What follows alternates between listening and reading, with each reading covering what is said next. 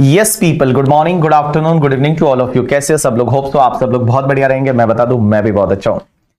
तो गाइस, सबसे पहली चीज तो ये कि सर हमने ये सुना कि जनवरी 2026 का टैक्स का पेपर हुआ और बहुत ही ज्यादा डिफिकल्ट था, ऐसा हमने सुना मार्केट में। तो क्या सच में डिफिकल्ट था या इजी था या मैनेजेबल था या हमारी प्रिपरेशन के हिसाब से सर कैसा है, क्या है?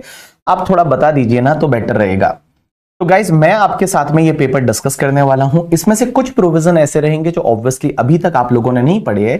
जैसे आप लोगों का जो ये बैच चल रहा है, वो बैच आपका जो है वो चल रहा है जिसमें टीडीएस, टीसीएस, एडवांस टैक्स और रिटर्न फाइलिंग वाला और टोटल इनकम वाला पार्ट है, वो बाकी है। तो उसको छोड़ के तो बाकी आपका हो ही चुका है।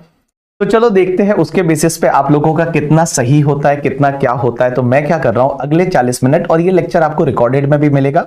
जो हमारे लाइव वाले बच्चे हैं जो 2026 में एग्जाम दे रहे हैं, तो मैं बताऊं आपको ये रिकॉर्डेड में भी ये लेक्चर मिलेगा। कोई दिक्कत नहीं है, आप बाद में भी इसको देख सकते हो अगर आपको कहीं जाना है तो। बट आपके पास अभी 40 मिनट का टाइम है, तो लेट्स डिस्कस दिस पेपर। और ये पेपर हम डिस्कस करने वाले हैं। ये पेपर डिस्कस करने से पहले मैं आपको दो चीजें बता दूं कि ये जो पेपर है ना, ये पेपर जनवरी 2026 एग्जाम का पेपर है। तो जनवरी 2026 एग्जाम के लिए मैं आपको बताऊं, प्रीवियस ईयर 24-25 था और असेसमेंट ईयर 25-26 था। ठीक है, तो ये चीज आप दिमाग में ध्यान रखिए कि प्रीवियस ईयर 24-25 था और असेसमेंट ईयर 25-26 था। तो ये आपको एक ध्यान रखना है, बिकॉज जो बच्चे ये दे रहे हैं, ये जो देख रहे हैं अभी वीडियो, ये जितने भी बच्चे हैं उनके लिए प्रीवियस ईयर 25-26 है, असेसमेंट ईयर 26-27 है। तो आप ये समझ लीजिए कि पिछले साल का पेपर है करके। ठीक है, बिकॉज जैन 2026 एग्जाम के लिए फाइनेंस एक्ट 2024 लगता था और वहां प्रीवियस ईयर असेसमेंट ईयर है। चेंजेस सिर्फ एक तो इतना सा ध्यान रखना करके। ठीक है, ये लाइव है क्या? बिल्कुल, ये बिल्कुल ही लाइव है करके। ठीक है, एकदम ही लाइव है। ठीक है, चलो अब एक बात समझना। दूसरी चीज ये ध्यान रखना, जैसे कैपिटल गेन में आपको पता है, मैंने आपको बताया था कि कैपिटल गेन में पहले इंडेक्सेशन का बेनिफिट नहीं मिलता था। तो आपको अगर याद रहेगा कैपिटल गेन में, तो कैपिटल गेन में मैंने बताया था कि लॉन्ग टर्म कैपिटल गेन है और अगर वो 23 जुलाई 2024 से पहले ट्रांसफर किया है, अगर बिफोर 23 जुलाई 2024 है, तो आपको पता रहेगा उसमें इंडेक्स का बेनिफिट मिलता था। और उसके साथ साथ में वहां पे आपकी जो टैक्स रेट है ना, वो टैक्स रेट 20% हुआ करती थी। लेकिन गाइज, अगर आप ऑन और आफ्टर, अगर आपको ये डेट याद रहेगी 23 जुलाई 2024 या उसके बाद में ट्रांसफर करते हैं, तो वहां पे आपको इंडेक्स का बेनिफिट नहीं मिलता और उसमें लॉन्ग टर्म कैपिटल गेन पे टैक्स रेट 12.5% हो गई है। तो ये जो पेपर है, उस पेपर में आपको ये ध्यान रखना पड़ेगा, क्योंकि यहां पे क्वेश्चन जो है वो प्रीवियस ईयर 24-25 के पूछे जाएंगे। तो 24-25 में ये डेट आती है, दैट इज द 23 जुलाई 2024 है, ये 24-25 में आती है। तो ये दो चीजों का आपको ध्यान रखना है करके। ठीक है, दो चीजों का आपको ध्यान रखना है बस। इसके बेसिस पे अब अपन इस पेपर को देखते हैं कि ये पेपर कैसा था। सच में बहुत डिफिकल्ट था या सर एवरेज था या सर ये इजी पेपर था? सो लेट्स, इजी तो नहीं है, ये बात पक्की है करके, इजी तो नहीं है। ये पेपर मिडिल लेवल का है, जिसमें अगर बच्चा ढंग से डीप में पढ़ के गया है तो वो बच्चा आराम से 50-60 मार्क्स है वो स्कोर कर सकता है, डीटी और जीएसटी दोनों को मिला के। बट उसमें ऑब्वियसली आपको ढंग से प्रोविजंस को पढ़ना पड़ेगा। एज इट इज क्वेश्चन नहीं आते, सब क्वेश्चन नहीं आते। जो मैंने कॉन्सेप्ट सिखाए, वो कॉन्सेप्ट अगर आपको आते हैं ना, कॉन्सेप्ट अगर आपको आते हैं ना, तो भाई साहब आप इस पेपर को क्रैक कर सकते हैं करके। ठीक है, जीएसटी का एज कंपेयर टू डीटी थोड़ा इजी था। जीएसटी में सीधे सीधे क्वेश्चन पूछे गए थे, डीटी में इतने सीधे क्वेश्चन नहीं थे। तो let's start with the, upon income tax वाला पार्ट है वो अपन डिस्कस करेंगे, क्योंकि मैं आपको इनकम टैक्स ही सिखाता हूं, तो मैं इनकम टैक्स वाला पार्ट है वो आपके साथ में डिस्कस करने वाला हूं। तो let's start with the income tax वाला पार्ट। सबसे पहला केस सिनेरियो देखो, ये केस सिनेरियो आपको एमसीक्यू का जो बुकलेट मिलने वाला है 7 दिन में, उसमें मैंने केस सिनेरियो भी बहुत सारे लिए हैं और उसके साथ साथ में मैंने एमसीक्यूज भी बहुत सारे लिए हैं। तो ये केस सिनेरियो आते हैं पहले 15 मार्क के लिए और उसके बाद में कुछ जो है वो डिस्क्रिप्टिव आते हैं। तो चलिए अपन चालू करते हैं। पहला क्वेश्चन आप लोग भी साथ साथ में देखेंगे, कैलकुलेटर साथ में लेके बैठ जाइए और आपको कितना आता है अभी देखते हैं। तो देखो, Mrs Anisha is a Indian citizen. तो अनीशा है वो इंडियन सिटीजन है जिनकी एज 50 ईयर्स है। Left India on the 29th September 2024 for the permanent settlement in the USA।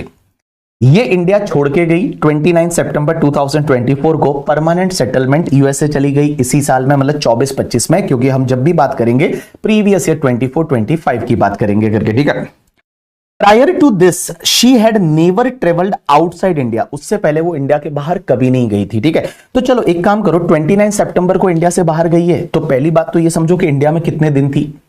तो इंडिया में कितने दिन थी, तो यहीं पे अगर मैं आपको बताऊं कि इंडिया में कितने दिन थी, तो अप्रैल, मई, जून, जुलाई, अगस्त एंड सितंबर।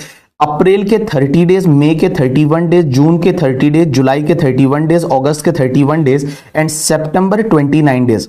आपको पता है अपन ने बोला था जिस दिन आप इंडिया छोड़ के जाते हो या जिस दिन आप इंडिया में आते हो वो दोनों दिन इंडिया में माने जाएंगे। जिस दिन इंडिया छोड़ के जाते हो या जिस दिन आप इंडिया में आते हो वो दोनों दिन इंडिया में माने जाएंगे। तो 29 सितंबर को वो इंडिया से छोड़ के गई है, तो 29 सितंबर भी इंडिया में माना जाएगा। तो चलिए नंबर ऑफ डेज कैलकुलेट करिए, कितने डेज हो रहे हैं। तो आप देखोगे 30 डेज प्लस 31 डेज प्लस आपका 30 days plus 31 days plus 31 days plus 29 days, तो सर ये तो 182 डेज हो गया।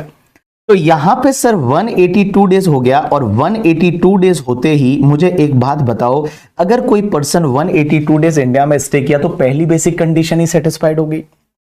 पहली बेसिक कंडीशन है वो सेटिस्फाइड होगी, बिकॉज रेसिडेंशियल स्टेटस में दो बेसिक कंडीशन थे, stay in India for 182 days or more, और stay in India for the 60 days or more in previous year and 365 days or more in last 4 previous year. तो दूसरी तो देखने की जरूरत ही नहीं, जब पहली ही सेटिस्फाइड हो गई। और दूसरी चीज इन्होंने ये दे रखा है कि इससे पहले वो कभी भी इंडिया छोड़ के नहीं गई थी। तो इससे पहले कभी भी इंडिया छोड़ के नहीं गई थी, तो इसका मतलब लास्ट के जो है 7 साल में 730 डेज रही, और लास्ट के 10 साल में 2 प्रीवियस ईयर के लिए इंडिया की रेजिडेंट रही। तो मैं बताऊं एडिशनल कंडीशन भी सेटिस्फाइड हो गई, एडिशनल कंडीशन भी सेटिस्फाइड हो गई। तो भाई साहब मैं बताऊं अनीशा जो है वो इन दो लाइनों के हिसाब से ही पता चल जाता है कि अनीशा क्या बन गई, रेजिडेंट एंड ऑर्डिनरीली रेजिडेंट बन गई। और जब रेजिडेंट एंड ऑर्डिनरीली रेजिडेंट आप बनते हैं तो आपके लिए पूरे वर्ल्ड की इनकम है वो टैक्सेबल हो जाती है, बिकॉज आप 182 डेज करंट ईयर में रहे और पहले इंडिया छोड़ के गए नहीं थे। तो दोनों एडिशनल कंडीशन भी सेटिस्फाइड हो गई, बेसिक कंडीशन सेटिस्फाइड हो गई, you are a resident and ordinarily resident. मतलब आप अब आपके पूरे वर्ल्ड की इनकम जो है वो आप देखेंगे, पूरे वर्ल्ड के लॉसेस वगैरह है वो आप देखेंगे। चलिए अब हुआ क्या आगे। She owns a self-occupied residential property in the New York, उसके पास एक सेल्फ ऑक्यूपाइड प्रॉपर्टी है न्यूयॉर्क में। तो न्यूयॉर्क में सेल्फ ऑक्यूपाइड प्रॉपर्टी है, जब आर एंड ओ आर हो तो पूरे वर्ल्ड की प्रॉपर्टी, वर्ल्ड की इनकम देखेंगे, तो न्यूयॉर्क में एक सेल्फ ऑक्यूपाइड प्रॉपर्टी है। The expected rent of the house when converted into the Indian rupees is the 20 lakh in the previous year 24-25, जिसका एक्सपेक्टेड रेंट है, जो न्यूयॉर्क वाला घर है जो है तो सेल्फ ऑक्यूपाइड, लेकिन उसका अगर एक्सपेक्टेड रेंट निकाला जाए तो 20 लाख आएगा। She has earned interest income of 11,50,000, that is gross income from the USA pension fund bond received in her USA bank account। तो गाइज उसका यूएसए पेंशन फंड से कुछ इंटरेस्ट मिला है, और ये इंटरेस्ट जो है वो उसको यूएसए के बैंक अकाउंट में मिला, लेकिन रेजिडेंट एंड ऑर्डिनरीली रेजिडेंट ने पाप कर लिया, पूरे वर्ल्ड की इनकम टैक्सेबल होती है। तो गाइज ये जो इंटरेस्ट इनकम है, ये इंटरेस्ट इनकम कहां चली जाती है, इनकम फ्रॉम अदर सोर्सेज में चली जाएगी। तो 11,50,000 है, ये आपके इनकम फ्रॉम अदर सोर्सेज की इनकम बन जाएगी, because it is a interest, और पूरे वर्ल्ड की इनकम टैक्सेबल होती है जब आप आर एंड ओ आर बन जाते हो। अब देखो इंडिया में क्या कर रही है ये। In India, she owned the 2 residential property, House X and House Y। India में उसके 2 रेसिडेंशियल प्रॉपर्टी है, एक हाउस X है और एक हाउस Y है। House X was self-occupied by her during her stay in India, and the annual value of the similar property in the same vicinity is 8 lakh. But House Y was let out for the generating regular rental income। अब एक बात बताओ, एक तो जो New York का घर है वो सेल्फ ऑक्यूपाइड प्रॉपर्टी है, और एक तुम्हारा हाउस एक्स जो है वो सेल्फ ऑक्यूपाइड प्रॉपर्टी है, हाउस वाई को उसने भाड़े पे दे रखा है। तो मुझे एक बात बताओ, आप कितनी एसओपी का बेनिफिट ले सकते हो, मुझे बताओ ना, कितनी एसओपी का बेनिफिट ले सकते हो कि जिस पे टैक्स ना भरे, ऐसे कितनी एसओपी का आप बेनिफिट ले सकते हो। तो गाइस अगर आपको याद रहेगा, सर बिल्कुल हमको याद है कि हम सर है ना 2 एसओपी का बेनिफिट ले सकते हैं जिस पे टैक्स ना भरे। तो हम 2 एसओपी का बेनिफिट ले सकते हो, तो भैया एक न्यूयॉर्क वाली एसओपी का बेनिफिट ले लो और एक इंडिया में हाउस एक्स का बेनिफिट ले लो, क्योंकि दोनों ही आप खुद के रहने के लिए यूज कर रहे हो। जो न्यूयॉर्क वाला घर है वो न्यूयॉर्क में रहने के लिए यूज कर रहे हो, जो हाउस एक्स है वो इंडिया में रहने के लिए आप यूज कर रहे हो। तो भैया आप एक काम करो कि 2 एसओपी का बेनिफिट ले लीजिए। एक तो जो न्यूयॉर्क वाला प्रॉपर्टी है उसको आप एसओपी मान लीजिए रेसिडेंस वाला, और दूसरा हाउस एक्स करके जो है उसको आप एसओपी मान लीजिए रेसिडेंट वाला। तो इन दोनों का तो एनएवी आपको निल लेने का है, इन दोनों का एनएवी आपको नील लेने का है, लेकिन हाउस वाई जो है वो वाई आपने भाड़े पे दे रखा है। अब देखो वाई भाड़े पे दे रखा है, अब इससे रिलेटेड कुछ इंफॉर्मेशन दे रखी है कि वाई का भाड़ा आ कितना रहा है। तो देखो house Y is situated to near a famous temple, एक टेम्पल के पास में है house Y, was rented out to mister Amit for the entire financial year 24-25 at a monthly rent of the 60,000। तो ये हाउस वाई जो है ये मंथली रेंट 60,000 से मिस्टर अमित को दे रखा है। इसी बात पे याद आया कि अमित सर का जीएसटी का बैच चालू हो रहा है, और अमित सर का जीएसटी का बैच 19 से चालू हो रहा है, तो आप सब लोग जीएसटी का रेगुलर बैच अमित सर से ले सकते हो, अमित महाजन सर से, ठीक है। तो चलो हाउस वाई जो है वो एक फेमस टेम्पल के पास में है और वो अमित को रेंट आउट कर रखा है, उसका महीने का रेंट 60,000 है, ठीक है।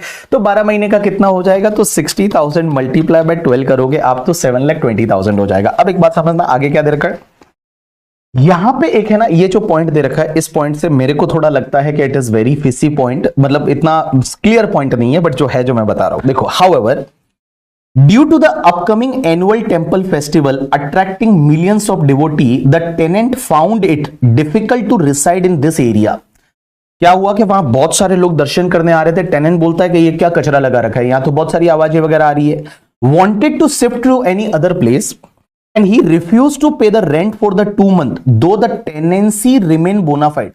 वो बंदे ने 2 महीने का रेंट देने से मना कर दिया, बोलता मैं 2 महीने का रेंट नहीं दूंगा, मतलब अनरियलाइज रेंट हो गया 2 महीने का, बोलता 2 महीने का रेंट नहीं दूंगा क्योंकि 2 महीने का रेंट नहीं दूंगा, यहाँ पे सब वो आ रहे थे टेनेंट, वो लोग आ रहे थे, यहाँ पे बहुत सारा वो आवाज हो रही थी, मैं नहीं रहने लायक था, मैं 2 महीने का रेंट नहीं दूंगा, टेनेंसी बोनाफाइड भी थी, लेकिन to maintain the goodwill Mrs. Anisha offer him another semi-constructed residential property which Mr. Amit accepted and shifted to that house। अब वो क्या हो रहा था वहां, जब भी रात को वगैरह दिन में वगैरह वो होता था, मतलब आवाज होती थी, तो उसको बोला तो काम कर मेरे दूसरे घर में जाके थोड़े टाइम रह लेकर के, ठीक है। तो वो बेचारा वहां जाके रह लेता था।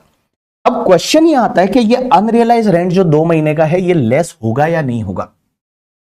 अनरियलाइज रेंट जब 2 महीने का लेस होगा या नहीं होगा, अगर आपको याद रहे हाउस प्रॉपर्टी हमने कम से कम 15,000 साल पहले पढ़ा था कि अनरियलाइज रेंट मतलब आपका रेंट कोई खाके चला गया, लेकिन वो लेस तभी होता था जब रूल 4 की 4 कंडीशन सेटिस्फाइड होती थी।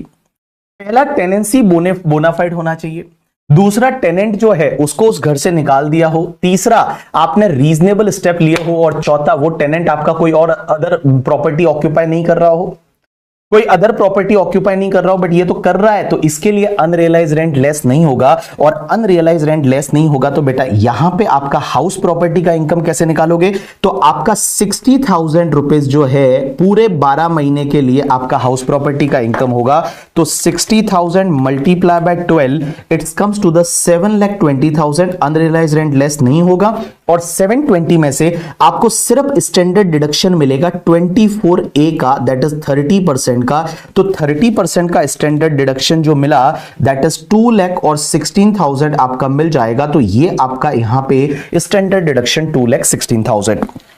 उसके बाद आगे क्या दे रखा है करके, ठीक है। अब देखो आगे और इंटरेस्टिंग चीजें हैं।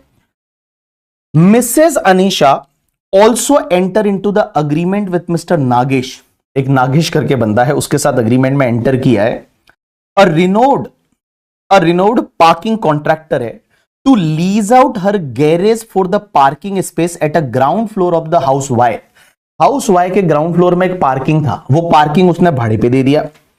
For the 4 month at the rent of 55,000 per month during the financial year 24-25, the business turnover of Mr. Nagesh during the financial year 24-25 में 95 लाख का है और 23-24 में 1.1 करोड़ का है।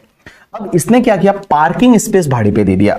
अब गाइज एक बात बताओ, 55,000 रुपीज मल्टीप्लाई बाय 4 महीने भाड़े पे रहा, तो 55,000 मल्टीप्लाई बाय 4 महीने मतलब 2,20,000 है, ये पार्किंग स्पेस भाड़े पे रहा। अब लेकिन हाउस के नीचे ही है, हाउस के अटैच पार्किंग है, उसने हाउस भाड़े पे दिया और हाउस के अटैच पार्किंग है। क्वेश्चन यहां पे ये आता है कि क्या सर यहां पे ये इनकम कहां पे जाएगी, क्या हाउस प्रॉपर्टी में जाएगी, अदर सोर्सेज में जाएगी, बिजनेस में जाएगी? बिजनेस में तो नहीं जाएगी क्योंकि अनीशा का भाड़े पे देने का बिजनेस नहीं है।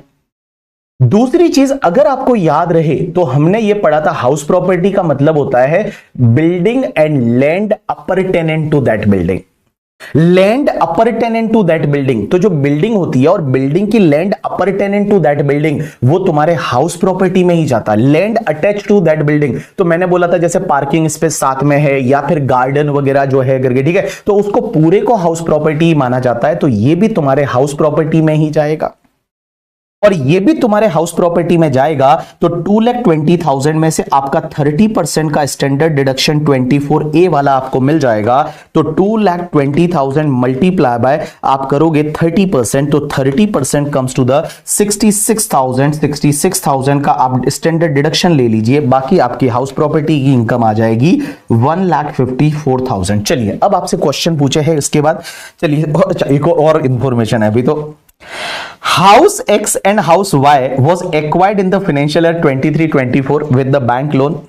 25 लाख और 30 लाख का लोन लिया था।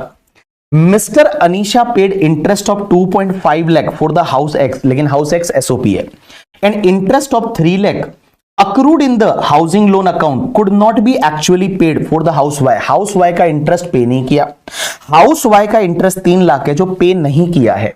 अब आपसे पूछा क्या है, from the information given above answer the multiple choice question 1 to 3।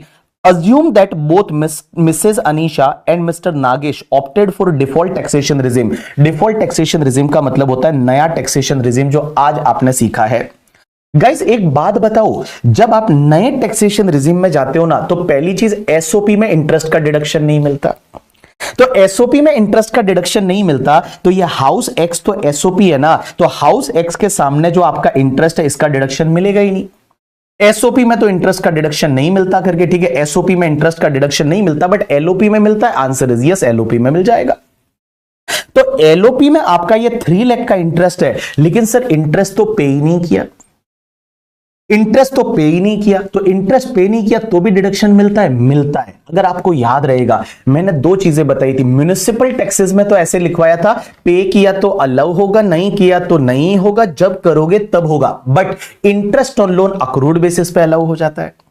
Interest on loan है वो अक्रूड बेसिस पे अलाउ हो जाता है। तो गाइज एक बात बताओ, इंटरेस्ट ऑन लोन जो 3 लाख है वो आपका अक्रूड बेसिस पे अलाउ हो जाता है। तो गाइज आपका हाउस प्रॉपर्टी का इनकम जो है वो कितना कितना आया था अभी तक यहाँ पे, तो देखो 7,20,000 माइनस आपका 2,16,000, एक तो ये 5,04,000 आया था वाई का, और एक पार्किंग का और आया था, तो 5,04,000 और आपका 1,54,000, इन दोनों की आप टोटल कर दो और उसमें से आप जो है वो लेस कर दीजिए 6,58,000 में से। गाइज आपका 3 लाख रुपीस का इंटरेस्ट है, तो 3 लाख रुपीस का इंटरेस्ट आप लेस कर दीजिए, 3 लाख का इंटरेस्ट या 3 लाख का इंटरेस्ट लेस कर दीजिए, तो आपका आ जाएगा यहां पे कितना, 3,58,000 है, ये आपके हाउस प्रॉपर्टी का इनकम आ जाएगा। और अदर सोर्सेस का इनकम जो ऊपर निकाला था 11,50,000 जो कुछ बॉन्ड्स पे था, यूएस पेंशन फंड वाला उस पे, ठीक है। चलिए पहला क्वेश्चन क्या है, what would be the residential status of Mrs Anisha for the financial year 24-25। बड़ा ही फ्री का नंबर है, रेसिडेंशियल स्टेटस क्या है, आर एंड ओ आर है भाई। 182 डेज इस साल में रही है, पिछले साल यहीं पड़ी हुई थी करके, ठीक है, तो रेजिडेंट एंड ऑर्डिनरीली रेजिडेंट है, तो आपका आंसर सी है, that is the correct answer. दूसरा इन्होंने ये पूछा है कि what would be the total income under correct head of income of Anisha for the previous year 24-25। तो यहां पे आपका हाउस प्रॉपर्टी का इनकम आया 3,58,000 और 11 लाख और 50,000 है वो आपके इनकम फ्रॉम अदर सोर्सेज का इनकम है। So D is the correct answer. उसके बाद तीसरा क्वेश्चन जो है वो टीडीएस टॉपिक से है, अभी आपको समझेगा नहीं बट ये टीडीएस टॉपिक से है कि how much TDS is deductible on the payment of parking charges. Parking charges पे टीडीएस कितना पे करना है, तो टीडीएस की एक सेक्शन बताऊंगा आपको 194I, और 194I के हिसाब से इसमें टीडीएस नहीं आता है क्योंकि लिमिट से ज्यादा रेंट नहीं है। ये आपको टीडीएस टॉपिक में समझ में आएगा, तो इसका आंसर करेक्ट है वो डी है। चलिए उसके बाद में आपका केस सिनेरियो नंबर 2 है, दैट इज वेरी इंटरेस्टिंग। देखिए mister Prakash a resident Indian जिनका एज 61 ईयर्स है। देखो गाइज ये सब चीजों को मार्क करते रहने का कि एक तो रेजिडेंट है, एक एज 61 ईयर है, तो 61 ईयर होते ही बंदा ये सीनियर सिटीजन बन जाता है करके, ठीक है। Purchase a shop of the 15 lakh rupees in the नवंबर 2004 में एक शॉप खरीदा था 15 लाख में। Registration and other expenses were 12% of the cost, तो कॉस्ट पे 12% रजिस्ट्रेशन चार्जेस लगा था, तो ये तुम्हारे कॉस्ट में ऐड हो जाएगा। आपको मैंने बताया हुआ है कैपिटल गेन टॉपिक में कि जब भी आप कुछ खरीदते हो उस पे अगर मान लो कोई भी आपका जो खर्चा लगता है वो आपके उसमें ऐड हो जाएगा। तो 15 लाख रुपीस का आपका कॉस्ट था, 15 लाख में आप जो है वो 12% ऐड कर दीजिए तो आपका 16 लाख और 80,000 है, ये आपका बन जाएगा। That is the cost of acquisition of the shop. तो कॉस्ट ऑफ एक्विजिशन 16,80,000 आ गया। उसके बाद he entered into the agreement for the sale of the shop to Mrs. Money in the January 2014. The sale consideration was fixed at 20 lakh and Prakash received the 5 lakh as advance on that day by executing the agreement. However, in the Feb 2014, due to the failure on the part of the money, the negotiation could not materialize and hence the amount of advance was forfeited by the Prakash. Hey guys, एक बात बताओ, advance money forfeited. Advance money forfeited के दो part मैंने बताए थे। अगर advance money forfeited Modi ji आने से पहले किया है तो कॉस्ट में से लेस करो। यहां पे एडवांस मनी फोरफिटेड कब किया है रे? ये फेब 2014 में किया है। दैट इज 1 अप्रैल 2014 से पहले वाला, और 1 अप्रैल 2014 से पहले वाला है तो कॉस्ट ऑफ एक्विजिशन से लेस करो। तो कॉस्ट ऑफ एक्विजिशन से लेस करो तो 5 लाख रुपीस का एडवांस मनी था, और ये भैया 1/4/2014 से पहले वाला है। 1/4/2014 से पहले वाला है। तो आप एक काम करो, इसमें से आप लेस कर दो तो 5 लाख रुपीस आपने एडवांस मनी जो है वो आपकी कॉस्ट में से लेस कर दिया। तो अब आपकी कॉस्ट बच गई 11,80,000 है, ये आपकी कॉस्ट बच गई। अब आगे देखिए क्या दे रखा है। Mister Prakash entered into the another agreement in the January 2024। जनवरी 2024 मतलब 23-24 में एक और अग्रीमेंट में एंटर किया बंदा। For the sale of this shop to Mr. Madan for 25 lakh and received the advance of the 8 lakh. But on the 15th April 2024, मतलब 24-25 इस साल में, Mr. Madan denied to complete the agreement due to the non-availability of sufficient fund and Mr. Prakash forfeited and retained the advance as per the agreement on that date. भाई यहां पे एक 2024 में forfeit और हुआ और 2024 में फोरफिट हुआ, दैट इज द 15 अप्रैल 2024 को। तो गाइस एक बात बताओ, एडवांस मनी फोरफिटेड अगर 1/4/2014 के बाद करते हो तो अदर सोर्सेज में टैक्सेबल हो जाएगा। तो गाइस यहां पे जो ये 8 लाख का फोरफिट किया ना आपने, ये 8 लाख का फोरफिट जो किया ये तुम्हारे लिए IFOS का इनकम बनेगा, इनकम फ्रॉम अदर सोर्सेज में चला जाएगा। उसके बाद में finally Mr. Prakash sold this shop to the Mohan on 23rd June 2024 for 45 lakh, और फाइनली इसने इसको 45 लाख में इसको बेच दिया। तो गाइस 45 लाख में बेचा तो अब कैपिटल गेन लगेगा, लेकिन यहां पे ये डेट ध्यान रखनी है कि 23rd ऑफ द जून 2024 को बेचा तो इंडेक्सेशन का बेनिफिट मिलेगा। देखो 23 जुलाई 2024 या उसके बाद में बेचा तो इंडेक्सेशन का बेनिफिट नहीं मिलेगा, बट यहां इंडेक्सेशन का बेनिफिट मिलेगा क्योंकि 23 जून 2024 को बेचा है। तो आप इंडेक्सेशन के साथ में कैपिटल गेन निकाल देंगे। कैपिटल गेन कैसे निकालेंगे? तो देखो सबसे पहले आपका फुल वैल्यू ऑफ कंसिडरेशन आ जाएगा 45 लाख, और 45 लाख में से आपको index cost of acquisition less करनी पड़ेगी। 11,80,000 आपका कॉस्ट ऑफ एक्विजिशन है, मल्टीप्लाई बाय इंडेक्स। कौन से ईयर के मल्टीप्लाई करोगे? जिस ईयर में बेचा, दैट इज 2024-25। एग्जाम में इंडेक्स नंबर दे रखा होता है जैसा मैंने आपको बताया था। तो 24-25 में बेचा तो 363 से मल्टीप्लाई करेंगे। तो बाबू 363 से मल्टीप्लाई कर दिया और डिवाइड बाय जिस ईयर में खरीदा था उस ईयर का इंडेक्स। खरीदा था कौन से ईयर में? 2004 में। तो 2004-5 का इंडेक्स आपको दे रखा है, दैट इज द 113। तो 113 के इंडेक्स से आप जो है वो डिवाइड कर दीजिए तो आपका आ जाएगा 11,80,000 multiply by 363 divide by 113। So it comes to the आपका 37,90,619 है। ये आप लेस कर दीजिए तो आपको मिल जाएगा 45 लाख में से ये लेस कर दीजिए तो आपको 7,09,000 और 381 का लॉन्ग टर्म कैपिटल गेन मिल जाएगा, जिस पे आपका 20% टैक्स रहेगा। पहले 20% टैक्स था, इंडेक्सेशन मिलता था। अब क्या होता है कि भैया इंडेक्स नहीं मिलता बट टैक्स रेट 12.5% हो गया है करके। ठीक है, तो चलिए अगला पॉइंट क्या बोलता है further. He has deposited 5 lakh out of the sale proceed in the fixed deposit for the 5 year with the post office। भाई पोस्ट ऑफिस एफडी कराया 5 साल का, तो पोस्ट ऑफिस के साथ एफडी कराते हो 5 साल का। कौन सी सेक्शन में डिडक्शन मिलता है रे खजूर, बताओ ना। अभी तो पढ़ा था कि 5 साल का एफडी कराया 5 लाख रुपए का करके, ठीक है, और 5 साल का एफडी है, फिक्स डिपॉजिट कराया पोस्ट ऑफिस के साथ। एक बात बताओ, एटीसी में डिडक्शन मिल जाएगा, और एटीसी में डिडक्शन कितना मिलेगा, पूरा 1,50,000 का मिल जाएगा। वाई 1,50,000? क्योंकि आपने एफडी जो कराया है वो 5 साल के लिए 5 लाख का कराया, बट एटीसी का लिमिट कितना होता है। यहां एफडी कराया है रे खजूर, एफडी कराया है, एफडी कराया करके, ठीक है, एफडी कराया है करके, ठीक है, एफडी कराया तो 5 साल का एफडी कराया 5 लाख का, तो 1,50,000 एटीसी पूरा मिल जाएगा। और उसके बाद He earned the interest of 26,700 gross on such FD, उसको इंटरेस्ट मिला। तो गाइज आपको पता है ये जो इंटरेस्ट मिला ना 26,700, ये पहले तो IFOS में टैक्सेबल होगा, लेकिन कल अपन ने पढ़ा था ये सीनियर सिटीजन है रे बाबू, और एफडी के इंटरेस्ट का सीनियर सिटीजन को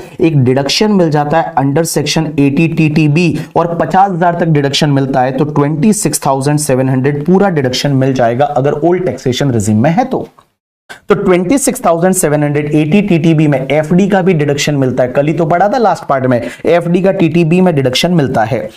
He has opted to shifted out from default taxation regime under section 115 BAC subsection 1, मतलब भाई ये ओल्ड टैक्सेशन रिजिम में जा रहा है, तो भैया डिडक्शन वगैरह का बेनिफिट लीजिए, कोई दिक्कत नहीं है करके, ठीक है। चलिए अब आपसे कुछ क्वेश्चन पूछे हैं। पहला क्वेश्चन क्या है, What will be the amount of income taxable in hands of Prakash under the head income from capital gain? Capital gain में कितना इनकम आएगा, तो आपने इंडेक्सेशन करके यहां पे कैपिटल गेन निकाला था 7,09,381, तो 7,09,381 that is the right answer. ये आपका आंसर राइट है। दूसरा question, What will be the amount of income taxable in hands of Prakash under the head income from other sources? वो 8 लाख फोरफिट किया था ना, तो 8 लाख रुपीस फोरफिट किया था, ये आपके इनकम फ्रॉम अदर सोर्सेज में टैक्सेबल हो जाएगा, और एक इंटरेस्ट भी तो अदर सोर्सेज में टैक्सेबल होगा। तो गाइज एक तो ये 26,700 का इंटरेस्ट, और दूसरा आपका 8 लाख करके, तो 8,26,700 है, ये तुम्हारे इनकम फ्रॉम अदर सोर्सेज की इनकम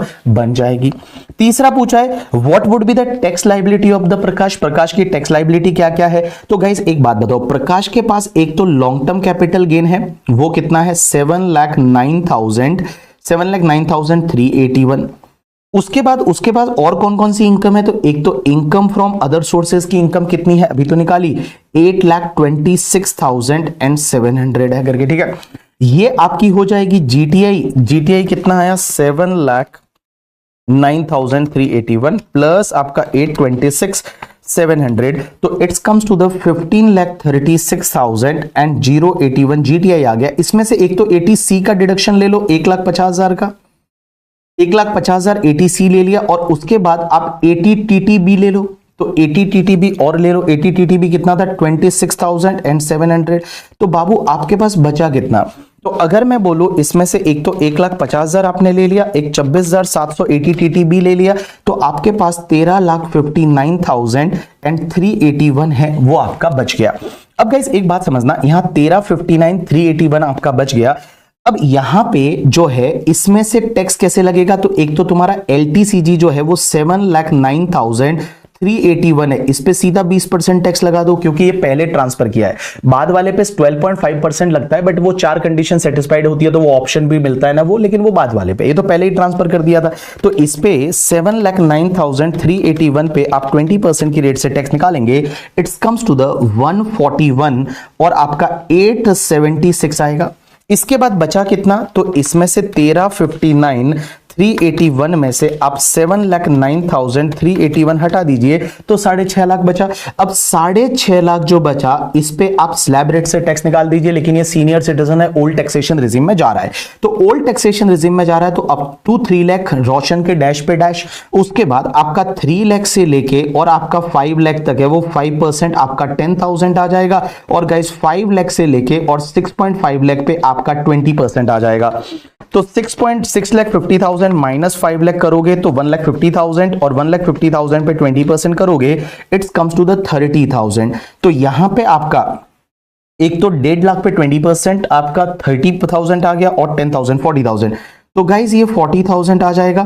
तो 40,000 और आपका 141,876 प्लस आपका 40,000, इट्स कम्स टू द 1,81,876 आ जाएगा। इसमें आप 4% health and education cess add कर दीजिए, तो 4% आपने health and education cess add कर दिया तो 1,89,151 है, वो आपका आ जाएगा। तो 1,89,151 है, अगर आप राउंड ऑफ करोगे in the nearest rupees of the 10 तो 1,89,150 is the correct answer. 1,89,150 correct answer है। आपके 6 क्वेश्चन हुए, यहां पे 12 मार्क्स आपके सेट हो जाते हैं। अगर आपने ढंग से किया है तो 12 नंबर यहां पे आपको मिल जाएंगे करके, ठीक है। चलिए उसके बाद में ये क्वेश्चन आपका टीडीएस टीसीएस से है, आपको अभी नहीं समझेगा बट मैं आपको बता दूं ये टीडीएस टीसीएस का क्वेश्चन है।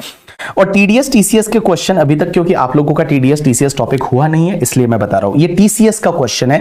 इसका राइट आंसर, जो बच्चे ऐसे हैं जिन्होंने एग्जाम दिया और वो अपना चेक करना चाहते हैं, तो मैं बता दूं इसका राइट आंसर जो है वो सी रहेगा, that is 11,000 and nil from the DP park bank.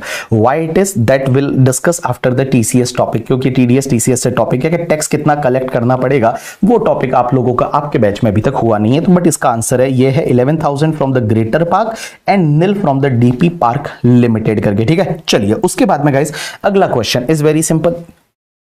N amount of 50 lakh is given to the Tapper limited by the Tapper Limited to the trust for the construction of hostel under the CSR expenditure as a mandatory spending under section 135 of the Companies Act 2013। तो यहां पे CSR का खर्चा किया है आपने, कितना किया, 50 लाख का। The amount was subsequently charge to the profit and loss account, लेकिन आपने P&L के डेबिट में डाल दिया CSR का खर्चा। While computing the business income of the Thapar limited the treatment of this expenditure should be. देखो इन्होंने बोला बिजनेस इनकम निकालने के लिए आपको ये खर्चा क्या होगा, तो बिजनेस इनकम निकालने के लिए डिसअलाउड होगा। CSR का खर्चा जो है वो आपका डिसअलाउड होता है ना, आपको याद है CSR का खर्चा डिसअलाउड होता है। मैंने बोला था CSR का जो खर्चा होता है वो डिसअलाउड होता है। बिजनेस इनकम निकालने के लिए क्या होगा, तो इन्होंने बिजनेस इनकम निकालने के लिए पूछा है करके, ठीक है। तो बिजनेस इनकम निकालने के लिए क्या होगा, आपका डिसअलाउड हो जाएगा। तो disallowed such amount while computing the business income, तो बिजनेस इनकम निकालने के लिए वो डिसअलाउड होगा। अब आप बोलोगे सर वो CSR का खर्चा किसी ट्रस्ट को दिया है तो क्या उस पर डिडक्शन वगैरह मिलेगा या नहीं, लेकिन गाइज यहां पे जो है एक बात समझना करके, ठीक है। यहां पे बिजनेस इनकम निकालने के लिए क्या होगा वो पूछा है, तो जब बिजनेस इनकम निकालने के लिए क्या होगा तो वो पूछा है, तो उस पर्टिकुलर केस में क्या होगा ना, जब बिजनेस इनकम निकालने के लिए क्या होगा, तो बिजनेस इनकम निकालने के लिए तो बिजनेस के लिए वो डिसअलाउड हो जाएगा। इतना ही आपको आंसर करना है। मेरे हिसाब से इंस्टीट्यूट जो है इसका आंसर है वो बी ही देनी चाहिए, क्योंकि बिजनेस इनकम निकालने के लिए क्या होगा, क्योंकि क्वेश्चन ये पूछ रहा है कि बिजनेस इनकम निकालने में क्या होगा, तो डिसअलाउड होगा बस करके, ठीक है। चलो done. So this is the all 8 आपके क्वेश्चन ऐसे थे जो कि आपके MCQ वाले पार्ट थे। नो डाउट देखो यहाँ पे डिटेल नॉलेज आपका चेक करते हैं, और ये लोग जो है वो डिटेल नॉलेज में चेक करते हैं आपने सब याद है या नहीं है, वो सब चीजें आपको यहाँ पे चेक की जाती है। तो ये तुम्हारे 15 मार्क के MCQ के क्वेश्चंस थे करके, ठीक है। चलिए अब अपन डिस्क्रिप्टिव की बात करते हैं। सर डिस्क्रिप्टिव सच में डिफिकल्ट था या इजी था? गाइस अपन एक काम करते हैं, पहला टोटल इनकम का क्वेश्चन अपन लास्ट में लेंगे, अभी नहीं लेते। अपन एक काम करते हैं दूसरे क्वेश्चन से चालू करते हैं। क्वेश्चन नंबर 2 है। क्वेश्चन नंबर 2 जो है वो देखिए क्या बोलता है। Mister Paul an Indian citizen है और कर्ता ऑफ द VPHUF, एक VPHUF करके एक HUF है, उसका ये कर्ता है पॉल करके, ठीक है। Stay out of India during the previous year is as follows. ये इतने साल में इतने दिन इंडिया के बाहर रहा। तो एक बात बताओ, 1920 में ये इंडिया के बाहर रहा 112 दिन, 2021 प्रीवियस ईयर में 221 दिन, एंड 24-25 करंट प्रीवियस ईयर में 90 डेज। तो मुझे बताओ इंडिया में कितना रहा, तो मैं बताऊं इन इंडिया अगर मुझे निकालना है तो अपन एक काम करते हैं 365 में से लेस कर देते हैं। तो 365 माइनस 112 दिन, तो ये इंडिया में रहा इस साल 253 डेज। उसके बाद 365 माइनस 221 इस साल इंडिया में रहा 144 डेज।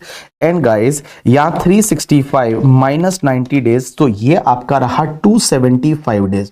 तो इस साल इंडिया में 275 डेज है। एक बात बताओ, इस साल इंडिया में 275 डेज है, तो ये बंदा जो है ये रेजिडेंट बन गया, रेजिडेंट बन गया। अगर मैं कर्ता की बात करूं तो कर्ता रेजिडेंट बन गया, उसके साथ साथ में ये कर्ता रेजिडेंट बन गया, 275 डेज है, 182 डेज और मोर है। और एक बात बताओ, 2 एडिशनल कंडीशन सेटिस्फाइड हो रही है नहीं, वो भी तो हो रही है, क्योंकि लास्ट के 10 साल में एक बात बताओ 2 साल ये तो भाई इंडिया के बाहर, सिर्फ इन 2 सालों में वो इंडिया के बाहर रहा, वो इतने इतने दिन करके, ठीक है। तो बाकी के 10 साल में 2 साल तो इंडिया का रेजिडेंट था ही, और लास्ट के 730 डेज में यहाँ पे 7 ईयर्स में 730 डेज भी इंडिया में था।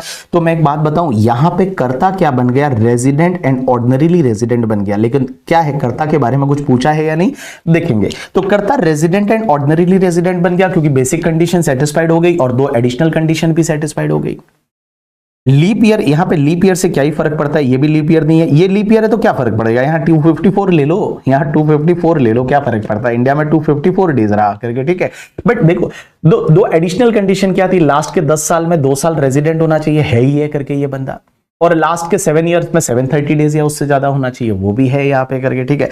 अब देखिए क्या लिखा हुआ है, apart from the above he never went out of India in the last 15 years. तो भाई इंडिया में ही पड़ा है कुल मिला के करके, ठीक है।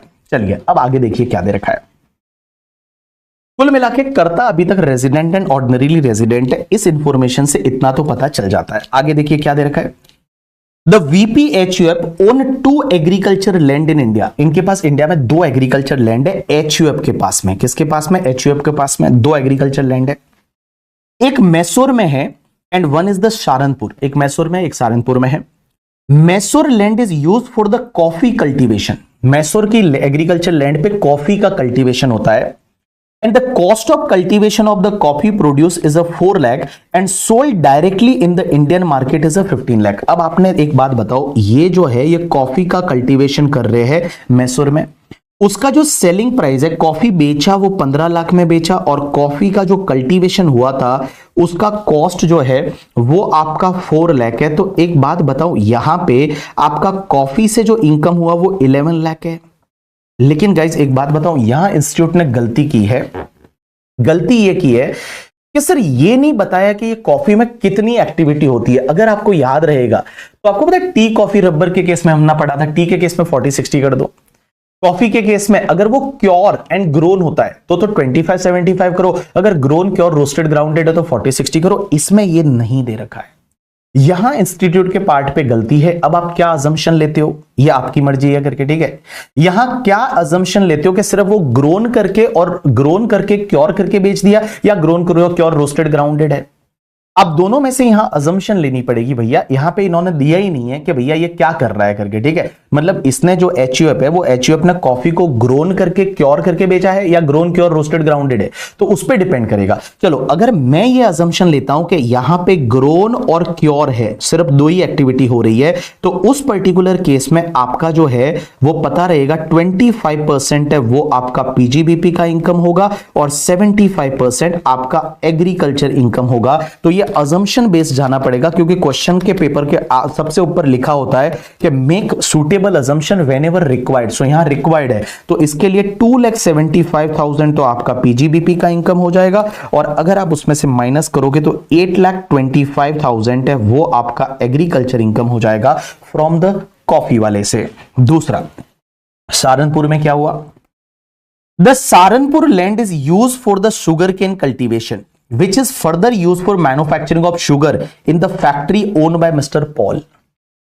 The sugar cane worth rupees 8 lakh were processed into the sugar with the job work cost of 3 lakh and is sold in the Indian market at 28 lakh. The cost of cultivation of sugar cane is 2 lakh. Guys आपको पता है ये वो एक chart पढ़ा था, क्या potato खुद बेच देते हो तो पूरा एग्रीकल्चर इनकम है, लेकिन आप अगर पोटेटो जो है वो अगर पोटेटो आप खुद बेच देते हो तो पूरा ही आपका एग्रीकल्चर इनकम है, लेकिन वो पोटेटो से चिप्स बना के बेचते हो तो आपके 2 पार्ट होंगे, पार्टली एग्रीकल्चर और पार्टली बिजनेस इनकम है, वो आपको करना पड़ेगा। तो गाइज यहां पे वही करना पड़ेगा, क्योंकि आप एक बात समझो, यहां पे जो सहारनपुर की लैंड है उसमें आपने शुगर केन का कल्टीवेशन किया, वो शुगर केन की वर्थ 8 लाख की फेयर मार्केट वैल्यू थी, वो आपने शुगर बनाने में यूज किया और फिर शुगर बेची करके, ठीक है।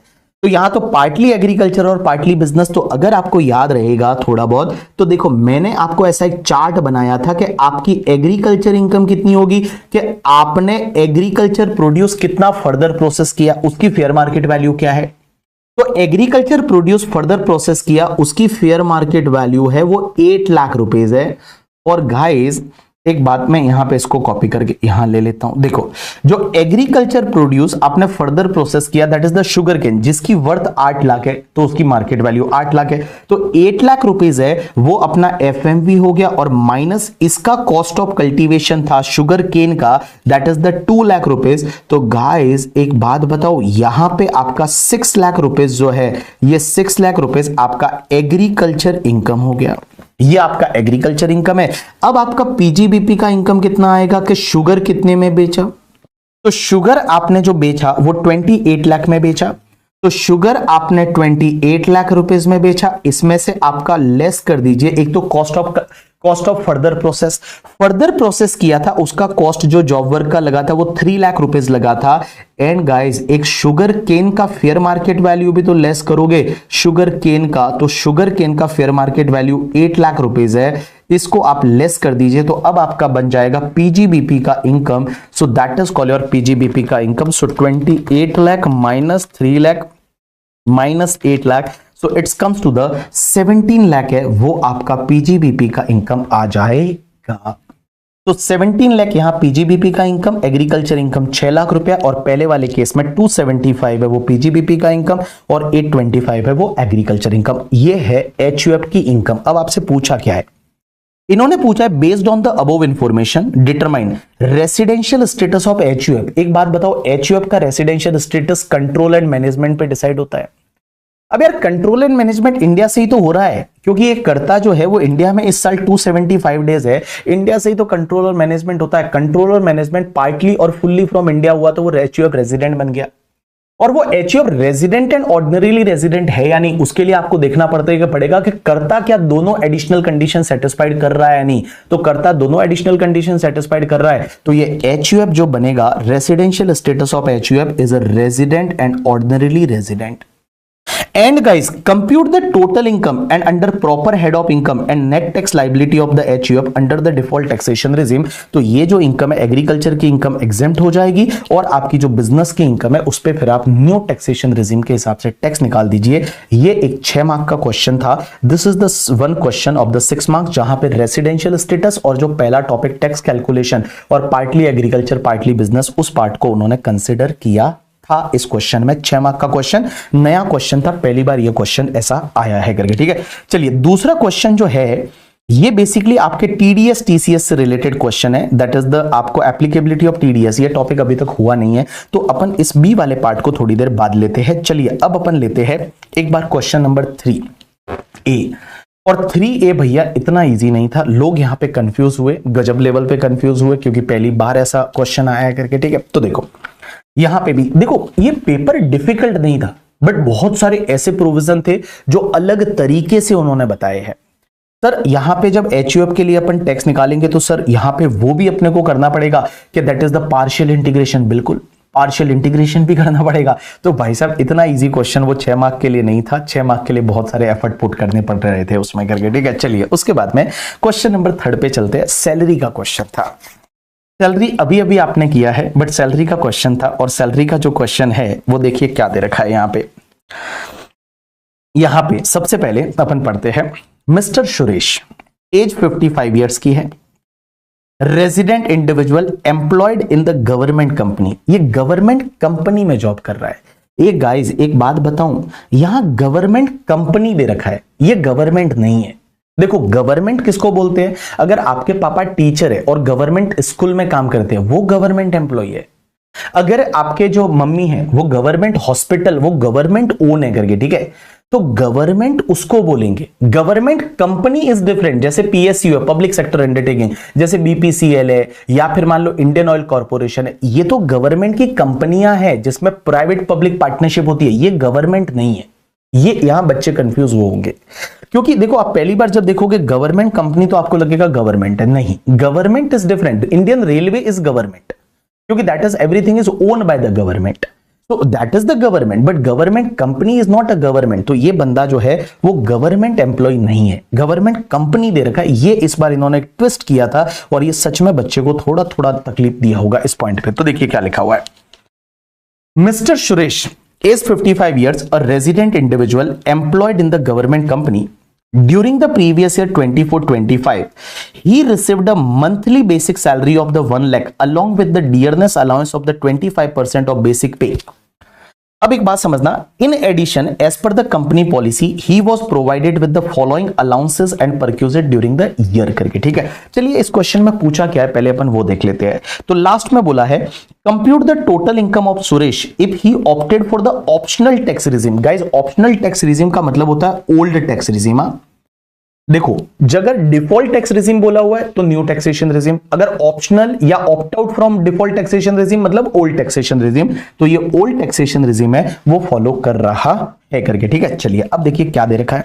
सबसे पहला पॉइंट, इसकी बेसिक सैलरी कितनी हो जाएगी, तो बेसिक सैलरी है वो 12 लाख रुपीस हो जाएगी, क्योंकि 1 lakh multiply by 12 that is 12 lakh, तो it is oh taxable, basic salary is taxable. उसके बाद उसका डीए कितना होगा, 25% है, तो आपका 12 लाख पे अगर आप 25% करोगे it's comes to the 3 lakh rupees, इतना आपका डीए आ जाएगा, दैट इज ऑल्सो टैक्सेबल। अब देखो इसमें कुछ इंटरेस्टिंग पॉइंट्स दे रखे हैं। पॉइंट्स क्या दे रखे हैं, on account of the natural calamity caused by the cloud burst in the Himachal Pradesh, he instructed his employer to directly deposit his basic pay and dearness allowance for the month of the September 2024 to the PM Care Fund. A guys, उसने अपने employer को बोला कि देख यार मेरा है ना एक सितंबर मंथ का जो सैलरी है दैट इज 1 लाख रुपीज और 1 लाख रुपीज और उसका डीए दैट इज 25%, तो दैट्स कम्स टू द 1,25,000। तू एक काम कर कि पीएम केयर फंड में डोनेट कर दे, ऐसा अपने एम्प्लॉयर को बोला। क्या ये सैलरी में आएगा, आंसर इज आएगा, because it is a application of income. मैंने आपको पता है सैलरी चालू किया था तो एक एग्जांपल दिया था, मैंने बोला था आप ऐसा बोल दो अपने एम्प्लॉयर को कि मेरी सैलरी गरीबों में बांट दे, तो भी आपके हाथ में टैक्सेबल होगी, तो भी टैक्सेबल आपके हाथ में होगी। तो गाइस ये जो 1,25,000 है ना, ये टैक्सेबल होगा किसके हाथ में, सुरेश के हाथ में, बट सुरेश को डिडक्शन मिल जाएगा under section 80G PM care fund. कल ही तो पढ़ा था कि अगर आप पीएम को डोनेशन देते हो, नेशनल को देते हो, तो आपको डिडक्शन मिल जाएगा अंडर सेक्शन 80G। तो भैया यहां पे 1,25,000 सैलरी में तो भैया पूरा सैलरी आप लोगे, और फिर आप क्या करोगे जब आप ओल्ड टैक्सेशन रिजिम में जा रहे हो तो आपको 80G में डिडक्शन मिल जाएगा। आंसर इज यस, यहां पे 80G में डिडक्शन इसको मिल जाएगा, 80G में ये डिडक्शन ले सकता है, but it is first taxable. सिर्फ एक ही चीज मैंने बोला था कि अगर गवर्नमेंट को सैलरी सरेंडर कर देते हो, अगर सेंट्रल गवर्नमेंट को सैलरी सरेंडर कर देते हो तो आपके हाथ में टैक्सेबल नहीं, बाकी तो अगर आप ऐसा बोलो कि मेरा इधर दे दो ये दे दो तो भी टैक्सेबल है, आपके हाथ में टैक्सेबल होगा, फिर उसका 80G में ये डिडक्शन ले पाएगा। दूसरा पॉइंट क्या बोलता है देखिए, he received the 62,500 as a leave encashment, that is leave salary during the year equivalent to 15 days of the basic pay and dearness allowance. अब गाइस एक बात समझना, इसको लीव सैलरी मिला बट ये रिटायर नहीं हुआ। आपको पता है मैंने आपको बोला था ग्रेचुइटी है अगर ड्यूरिंग द एम्प्लॉयमेंट मिलता है, या leave salary during the employment मिलता है तो ये टैक्सेबल होगा। आंसर इज यस, ये टैक्सेबल होगा। ये ड्यूरिंग द एम्प्लॉयमेंट है। देखो रिटायरमेंट के टाइम पे मिलता है ना, तो गवर्नमेंट एम्प्लॉय के केस में पूरा एग्जेम्प्ट होता है, नॉन गवर्नमेंट के केस में वो 4 लिमिट थी 10-10 AA में, बट गाइज यहां तो ड्यूरिंग द एम्प्लॉयमेंट मिला है, कहीं पे रिटायरमेंट का जिक्र तक नहीं है, तो ये आपके लिए टैक्सेबल हो जाएगा। तो answer is yes, leave salary is 62,500 है, ये आपके लिए टैक्सेबल हो जाएगा। उसके बाद में नेक्स्ट पार्ट देखिए, He received the entertainment allowance। देखो अलाउंस में मैंने बोला हुआ है कुत्ता टीसी उधर है, कुत्ता टीसी उधर है को छोड़ के अगर कोई भी अलाउंस मिलता है तो वो पूरा टैक्सेबल हो जाएगा। तो यहां पे एंटरटेनमेंट अलाउंस जो है वो एंटरटेनमेंट अलाउंस आपको मिला, दिस इज द टैक्सेबल। सो 95,000 है वो आपके लिए टैक्सेबल हो जाएगा। तो 95,000 is fully taxable for this particular employee. उसके बाद अगला पॉइंट क्या बोलता है, His employer incurred 5 lakh towards the medical treatment of his married daughter outside India। उसकी मैरिड डॉटर है, जिसका मैरिड डॉटर है बट मान लो इस पे डिपेंडेंट है, और उसका इंडिया के बाहर ट्रीटमेंट कराया और उसका पैसा एम्प्लॉयर ने दिया। And include the 1 lakh for the travel expenses of the patient and 1 attended as permitted under the RBI guidelines. ये गाइस एक बात बताओ, और ये आरबीआई गाइडलाइंस के अंदर है। मैंने बोला था देखो अगर आपका एम्प्लॉयर आपका ट्रीटमेंट कराता है, गवर्नमेंट हॉस्पिटल में कराया, एम्प्लॉयर हॉस्पिटल में कराया, या एम्प्लॉयर का जहां टाइप है वहां पे कराया, तो पूरा एग्जेम्प्ट है इंडिया में। अदरवाइज पूरा टैक्सेबल है। इंडिया के बाहर कराया तो इंडिया के बाहर में ऐसा था कि भाई साहब अगर मान लो ट्रीटमेंट का खर्चा और स्टे का खर्चा एग्जेम्प्ट हो जाएगा जितना आरबीआई ने बोला है, ट्रीटमेंट का खर्चा और स्टे का खर्चा तो एग्जेम्प्ट हो जाएगा जितना आरबीआई ने बोला है। तो गाइज एक बात बताऊं, यहां एम्प्लॉयर ने 5 लाख रुपए जो ट्रीटमेंट का खर्चा किया वो तो एग्जेम्प्ट है, स्टे का खर्चा भी एग्जेम्प्ट है, लेकिन ट्रेवल के खर्चे के लिए वो एक लिमिट थी। लास्ट ईयर तक वो लिमिट 2 लाख थी, बट इस साल से वो 8 लाख हो गई है करके वहां पे एक लिमिट थी कि अगर आपका जो ग्रॉस टोटल इनकम है वो इससे ज्यादा है तो भैया ये पूरा टैक्सेबल हो जाएगा। अगर ग्रॉस टोटल इनकम अगर वो पर्टिकुलर लिमिट से ज्यादा है, जैसे इस साल उसमें एक अमेंडमेंट आया है, तो बेटा वो उससे ज्यादा, और वो उससे ज्यादा है ही है, वो उससे ज्यादा है ही है करके, ठीक है, वो उससे ज्यादा है। तो गाइज ये तो 5 लाख पूरा एग्जेम्प्ट हो जाएगा, लेकिन भैया ये जो वहां पे आपको पता है 8 लाख रुपए लिमिट नया आया है, लास्ट ईयर तक वो लिमिट 2 लाख था, बट इस बार से अमेंडमेंट होके 2026 एग्जाम के लिए वो लिमिट 8 लाख हो गया। तो 8 लाख से तो ज्यादा ही है आपका ग्रॉस टोटल इनकम, क्योंकि आपका सैलरी इतना दिख रहा है। तो ये जो ट्रेवल का 1 लाख का बेनिफिट है ना, ये टैक्सेबल हो जाएगा। तो यहां पे जो ट्रेवल का बेनिफिट है ना, that travel benefit is taxable of rupees 1 lakh, ये 1 लाख टैक्सेबल हो जाएगा। उसके बाद क्या पूछा है next part, upon his appointment as a director finance during the year, the company provided the free education to his child in the school maintained by it.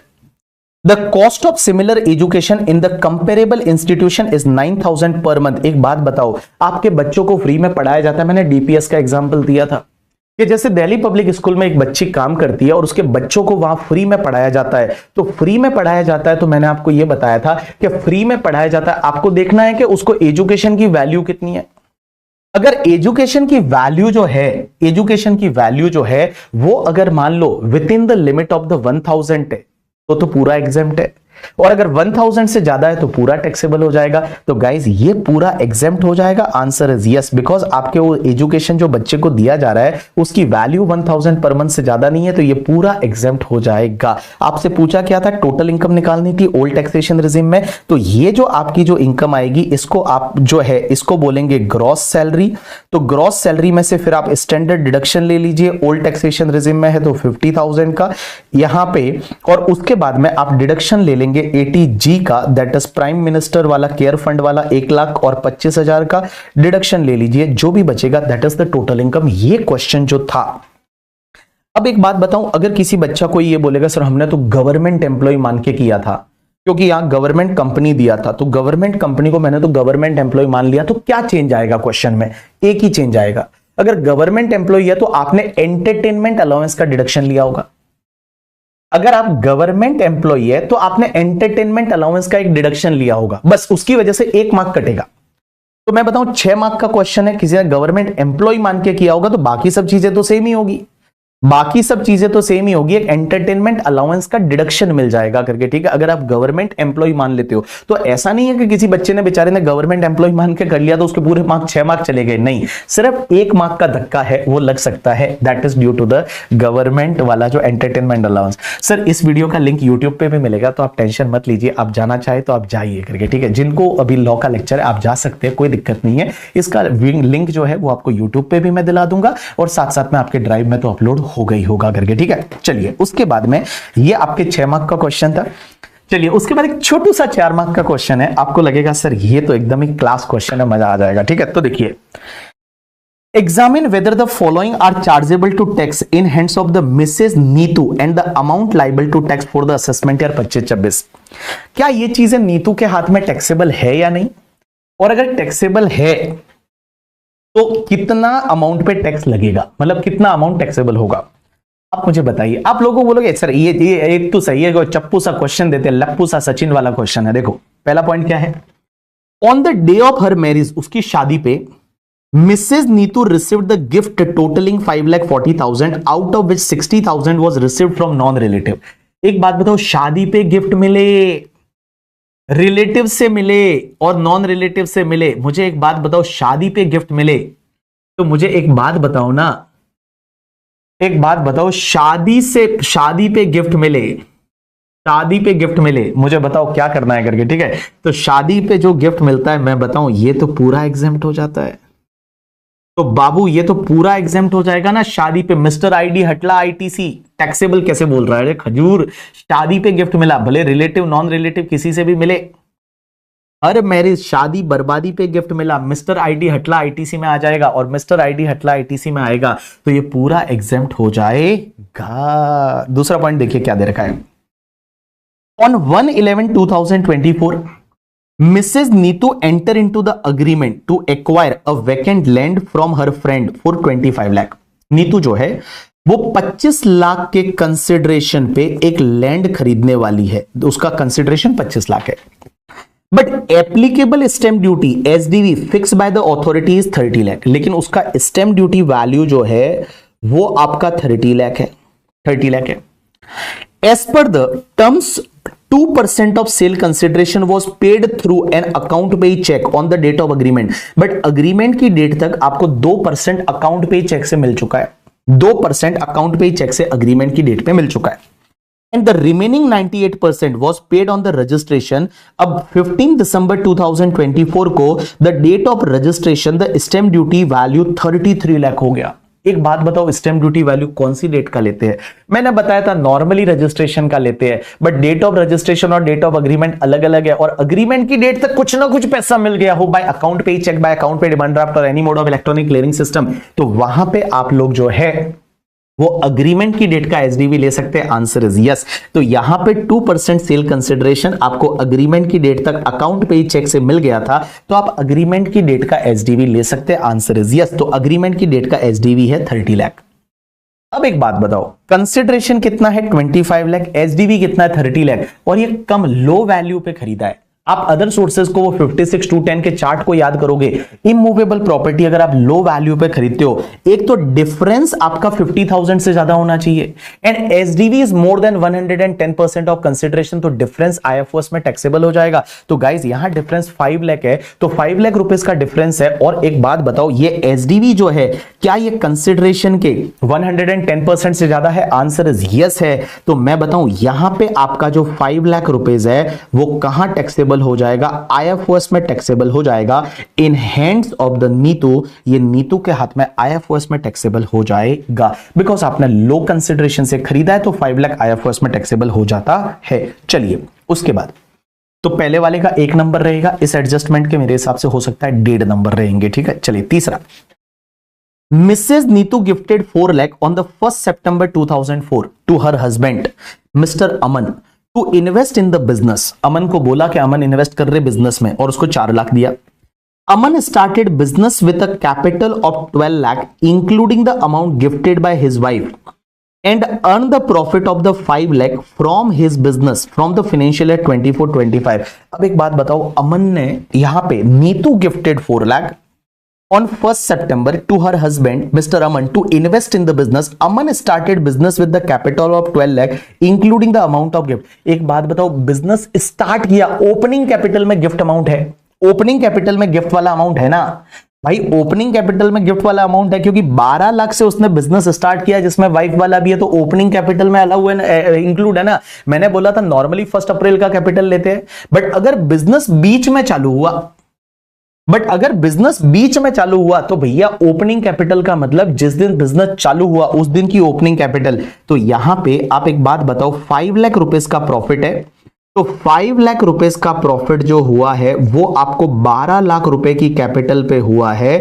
तो भाई साहब उसकी वाइफ ने कितना दिया था? नीतू ने 4 लाख रुपया दिया था, तो 4 लाख का प्रोपोर्शनेट प्रॉफिट कितना आएगा? तो 5 divide by 12 multiply by 4, it's comes to the आपका 1,66,666 है। ये नीतू के हाथ में टैक्सेबल हो जाएगा, और नीतू के हाथ में ये आपका जो है ये टैक्सेबल हो जाएगा एज अ पीजीबीपी का इनकम ओनली करके। ठीक है, और बाकी वाला जो है वो अमन के हाथ में टैक्सेबल होगा, क्योंकि जो इस साल की ओपनिंग कैपिटल है उसमें इंक्लूड है। आंसर इज यस, बिकॉज़ मैंने बोला था जिस दिन बिजनेस चालू हुआ ना उस दिन की अगर कैपिटल में इंक्लूड है तो भैया ये आपके ओपनिंग कैपिटल में माना जाएगा। चलिए अगला क्वेश्चन, मजा आ रहा है बच्चों को। तो ये 4 मार्क का क्वेश्चन था। चलिए ये तो एकदम लप्पू सा क्वेश्चन था, set of and carry forward से 6 मार्क का क्वेश्चन करके। ठीक है, 6 मार्क का question from set of and carry forward. तो चलिए क्वेश्चन नंबर 4 पे चलते हैं और देखते हैं। क्वेश्चन नंबर 4 है, ये आपके set of and carry forward से क्वेश्चन है, और इस क्वेश्चन में पूछा क्या है पहले वो देख लेते हैं। You are required to compute the gross total income under the proper head of the income of Mr. Kunal on the assumption that he has opted for default taxation regime for the assessment year 25-26 and the amount of losses to be carry forward and the period up to which they are carry forward. Guys, आपको यहां पे ये बताना है कि भाई साहब इसका डिफॉल्ट टैक्सेशन रिजिम ले रहा है, नया टैक्सेशन रिजिम ले रहा है, आपको इसकी टोटल इनकम निकाल के बतानी है, ग्रॉस टोटल इनकम है वो आपको बतानी है, डिडक्शन विडक्शन नहीं, और अगर कोई लॉसेज है वो कितना कैरी फॉरवर्ड कर सकते हैं वो भी आपको बताना है। चलिए एक एक चीज चालू करते हैं। सबसे पहला gross salary received from the part time employment in a company, company में पार्ट टाइम एम्प्लॉयमेंट से ग्रॉस सैलरी 12 लाख मिला तो भैया इस सैलरी हेड में टैक्सेबल होगा तो सैलरी हेड में जाएगा, लेकिन ग्रॉस सैलरी बोला है तो उसके सामने डिडक्शन भी मिलेगा, डिडक्शन अंडर सेक्शन 16 मिलेगा। तो गाइस 12 लाख रुपए का आपका जो सैलरी इनकम है इसमें 75,000 का डिडक्शन मिलेगा क्योंकि डिफॉल्ट टैक्सेशन रिजिम में जा रहा है। तो डिफॉल्ट टैक्सेशन रिजिम में जा रहा है तो उस पर्टिकुलर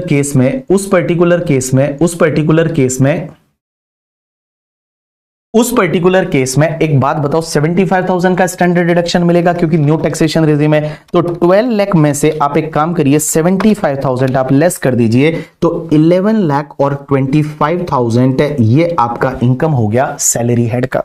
दूसरा पॉइंट क्या बोलता है, rent received from the let out of the residential house property and interest payable on the loan taken for the purchase of above house। अब गाइस एक बात बताओ, आपको रेंट रिसीव्ड दे रखा है और साथ साथ में उसका इंटरेस्ट कितना है वो दे रखा है, तो हाउस प्रॉपर्टी की इनकम निकालो। तो रेंट रिसीव्ड आपका 8 लाख दे रखा है। अब एक बात बताओ, रेंट रिसीव्ड में से एक तो आपको 30% स्टैंडर्ड डिडक्शन मिलेगा, आंसर इज यस, तो माइनस कर दीजिए 30% का स्टैंडर्ड डिडक्शन। तो 8 लाख का आप जो है वो 30% करोगे, it's comes to the 2,40,000।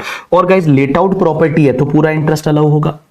Self occupied property में तो न्यू टैक्सेशन रिजिम में इंटरेस्ट ही अलाउ नहीं होता, सेल्फ ऑक्यूपाइड प्रॉपर्टी में तो न्यू टैक्सेशन रिजिम में इंटरेस्ट ही अलाउ नहीं होता, बट ये तो लेट आउट प्रॉपर्टी है बिकॉज रेंट रिसीव्ड दे रखा है तो इस पर्टिकुलर केस में आपको 2,50,000 का पूरा इंटरेस्ट है वो अलाउ हो जाएगा।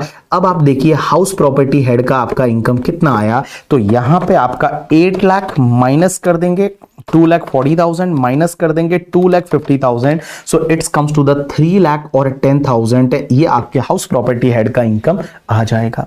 अब एक और चीज समझना, profit from the food delivery startup business, तो फूड डिलीवरी का स्टार्टअप बिजनेस है उसका प्रॉफिट है तो ये आपके पीजीबीपी हेड में टैक्सेबल हो जाएगा। उसके बाद profit from the business of the production of the fertiliser establish in the August 2024 in India. अब देखो फर्टिलाइजर प्रोडक्शन का बिजनेस है, आप बोलोगे सर इस पे तो सर 35AD में डिडक्शन लेते, अरे नए टैक्सेशन रिजिम में नहीं मिलता 35AD, और आप इस साल में डिफॉल्ट टैक्सेशन रिजिम ले रहे हो और जब opted the default taxation regime तो 35AD में डिडक्शन नहीं मिलता, और डिडक्शन का तो सवाल ही नहीं ना, यहाँ तो खर्चा थोड़ी दे रखा है, इनकम दे रखी है, तो ये भी आपके पीजीबीपी में जाएगा, तो ये भी पीजीबीपी में और ये भी पीजीबीपी में, तो ये 5 लाख भी पीजीबीपी में टैक्सेबल होगा। आपका फूड डिलीवरी स्टार्टअप का बिजनेस का प्रॉफिट है और प्रॉफिट आपके फर्टिलाइजर बिजनेस का है वो भी पीजीबीपी में टैक्सेबल होगा, और 35AD तो ले ही नहीं सकते आप।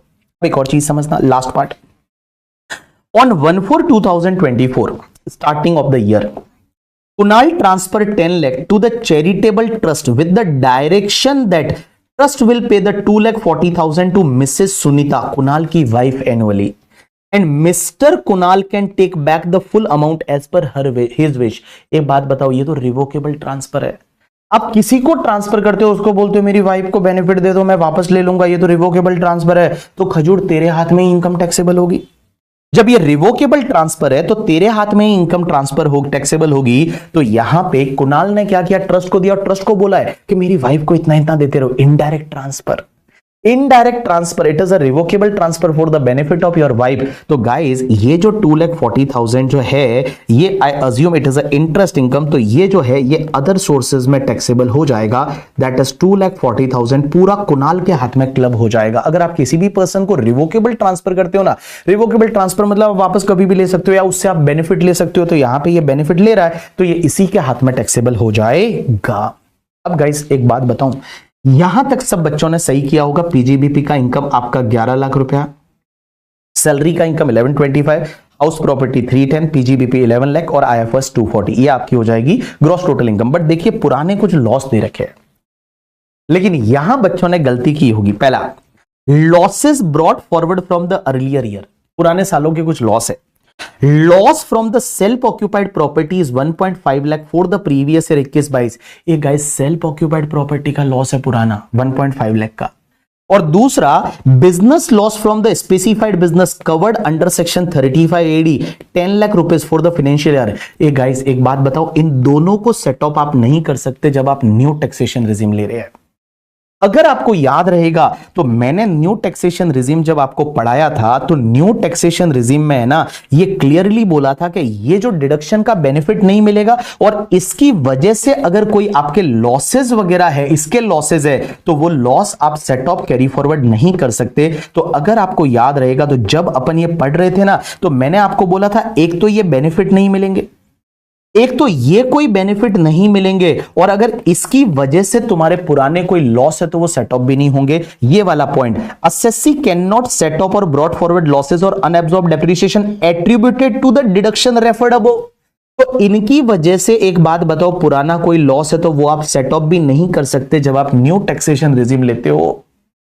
तो भाई साहब एक बात बताओ, सेल्फ ऑक्यूपाइड प्रॉपर्टी का लॉस जो है, वो सेल्फ ऑक्यूपाइड प्रॉपर्टी जो है उसका लॉस ले ही नहीं सकते आप। सेल्फ ऑक्यूपाइड प्रॉपर्टी में लॉस इंटरेस्ट की वजह से आता है और उसकी वजह से लॉस आया हुआ है, तो ये आपका लैप्स हो जाएगा, इसका कुछ भी नहीं होगा, इसको आप आगे कैरी फॉरवर्ड नहीं कर सकते। एज वेल एज 35AD के बिजनेस के वजह से अगर लॉस है तो वो भी अब अलाउ नहीं होता, उसको लैप्स हो जाएगा, इसको भी आप आगे कैरी फॉरवर्ड नहीं कर सकते। तो गाइस एक बात बताओ, इतना डिटेल में पूछते हैं एग्जाम में, कुछ ट्रिकी पॉइंट ऐसे पूछते हैं, तो भाई साहब यहां पे आपको जो है मैं बताऊं, ये दोनों का कुछ नहीं होगा, इसकी टोटल है वो ग्रॉस टोटल इनकम हो जाएगी। इनकी जो टोटल आपने निकाली, this is the gross total income, ये दोनों अलाउ नहीं होंगे। और फिर आपको इसका नोट देना पड़ेगा कि जब नया टैक्सेशन रिजीम ले रहे हैं तो ये पुराने लॉस, सेल्फ ऑक्यूपाइड प्रॉपर्टी का loss as well as the specified business का लॉस लैप्स हो जाएगा, अब ये आगे कैरी फॉरवर्ड नहीं हो सकता है।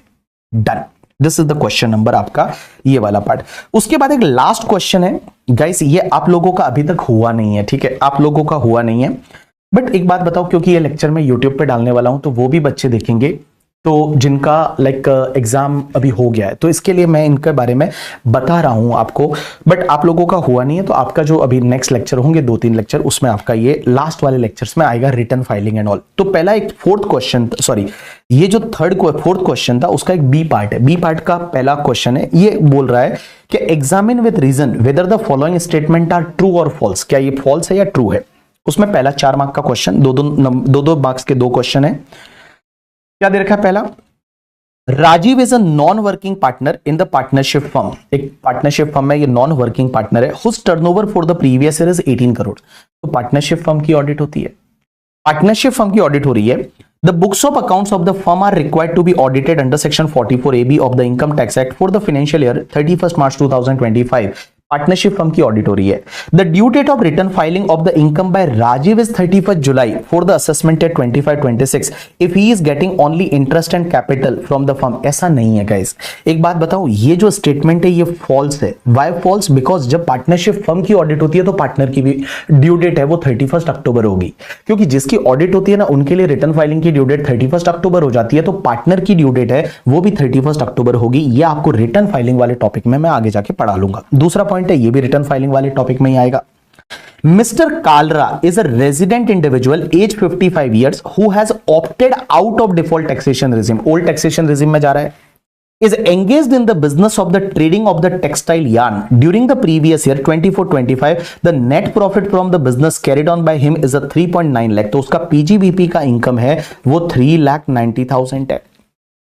He has no other source of the income, उसका अदर सोर्स का और कोई इनकम नहीं है। He has contributed 1.5 lakh to the public provident fund. तो गाइस यही आपकी आ गई ग्रॉस टोटल इनकम 3,90,000, और उसमें से उसने पीपीएफ में पैसा डाला तो एटीसी का डिडक्शन उसको मिल सकता है 1,50,000। तो यहां पे आपका बचा 2,40,000 है, ये आपकी नेट टैक्सेबल इनकम आ जाएगी। अब आगे क्या पूछा है, as his income does not exceed the maximum amount not chargeable to tax and he is an opinion that he is not required to file his return of income for the assessment year. And guys ये जो बंदा है ये opt out कर रहा है default taxation regime, old taxation regime में जा रहा है, तो नेट टैक्सेबल इनकम 240 है, तो उस पर टैक्स तो नहीं लगेगा।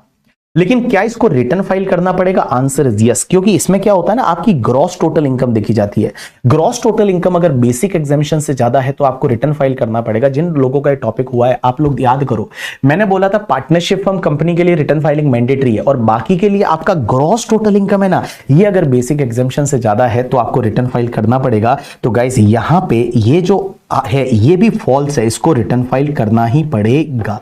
तो दोनों का आंसर फॉल्स है, और आपको रीजन बताना है कि भैया इसकी gross total income basic exemption से ज्यादा है, 2.5 लाख से ज्यादा है, तो इसको रिटर्न फाइल करना पड़ेगा। लास्ट क्वेश्चन, लास्ट पार्ट देखिए क्या दे रखा है। Mister Solanki age 52 years has the income from business and profession and income from the other sources for the financial year 24-25. He has filed his return of income for the assessment year before the due date of return filing, and some incorrect information provided in the return of income furnished under section 139(1). AO consider it is a defective return under section 139(9) of the Income Tax Act and discuss the provision in respect of the defective return. तो guys ये defective return वाले provision है, ये अपन पढ़ेंगे 139(9) में। इसमें क्या होता है कि अगर आपने रिटर्न कोई फाइल किया और वो रिटर्न प्रिस्क्राइब फॉर्म में फाइल नहीं किया, या जो टैक्स भरना था वो टैक्स भरा नहीं है, उसका मतलब चालान नंबर नहीं लगाया, आपने टैक्स ऑडिट रिपोर्ट नहीं लगाई, तो आपके रिटर्न को डिपार्टमेंट डिफेक्टिव मान लेता है। डिफेक्टिव मानता है तो आपको एक नोटिस मिलता है 139(9) का, उसके डिफेक्ट को सुधारना पड़ता है। नॉर्मली वो आपको 15 दिन का टाइम देते हैं, 15 दिन, या फिर अगर आपको ज्यादा टाइम चाहिए तो आप ज्यादा टाइम ले लीजिए, एक्सटेंडेड टाइम मिल सकता है। और उसके बाद में अगर आपने वो डिफेक्ट को नहीं सुधारा तो आपके रिटर्न को इनवैलिड डिक्लेयर किया जाता है करके, ठीक है। This is the provision related to the वो वाला, ठीक है। चलिए उसके बाद में गाइस ये वाला पार्ट हो गया, ये वाला पार्ट हो गया, ये वाला पार्ट हो गया, तीसरा क्वेश्चन पूरा किया, चौथा अपन ने पूरा किया। दूसरे का पहला पार्ट तो कर लिया था, दूसरे का दूसरा पार्ट है ये टीडीएस से रिलेटेड है। तो जो लोग टीडीएस, जिन लोगों का नहीं हुआ है उनको अभी नहीं समझेगा, बट बाकी लोगों को समझ जाएगा जिन लोगों का टीडीएस टॉपिक हुआ है। तो देखो, examine the applicability of the TDS, आपको बताना है इस पे टीडीएस आएगा या नहीं आएगा। पहला पॉइंट, राम नारायण बंदा 63 इयर्स का एज है, ऑर्थोपेडिक सर्जन है, मतलब डॉक्टर है, प्रोफेशनल है।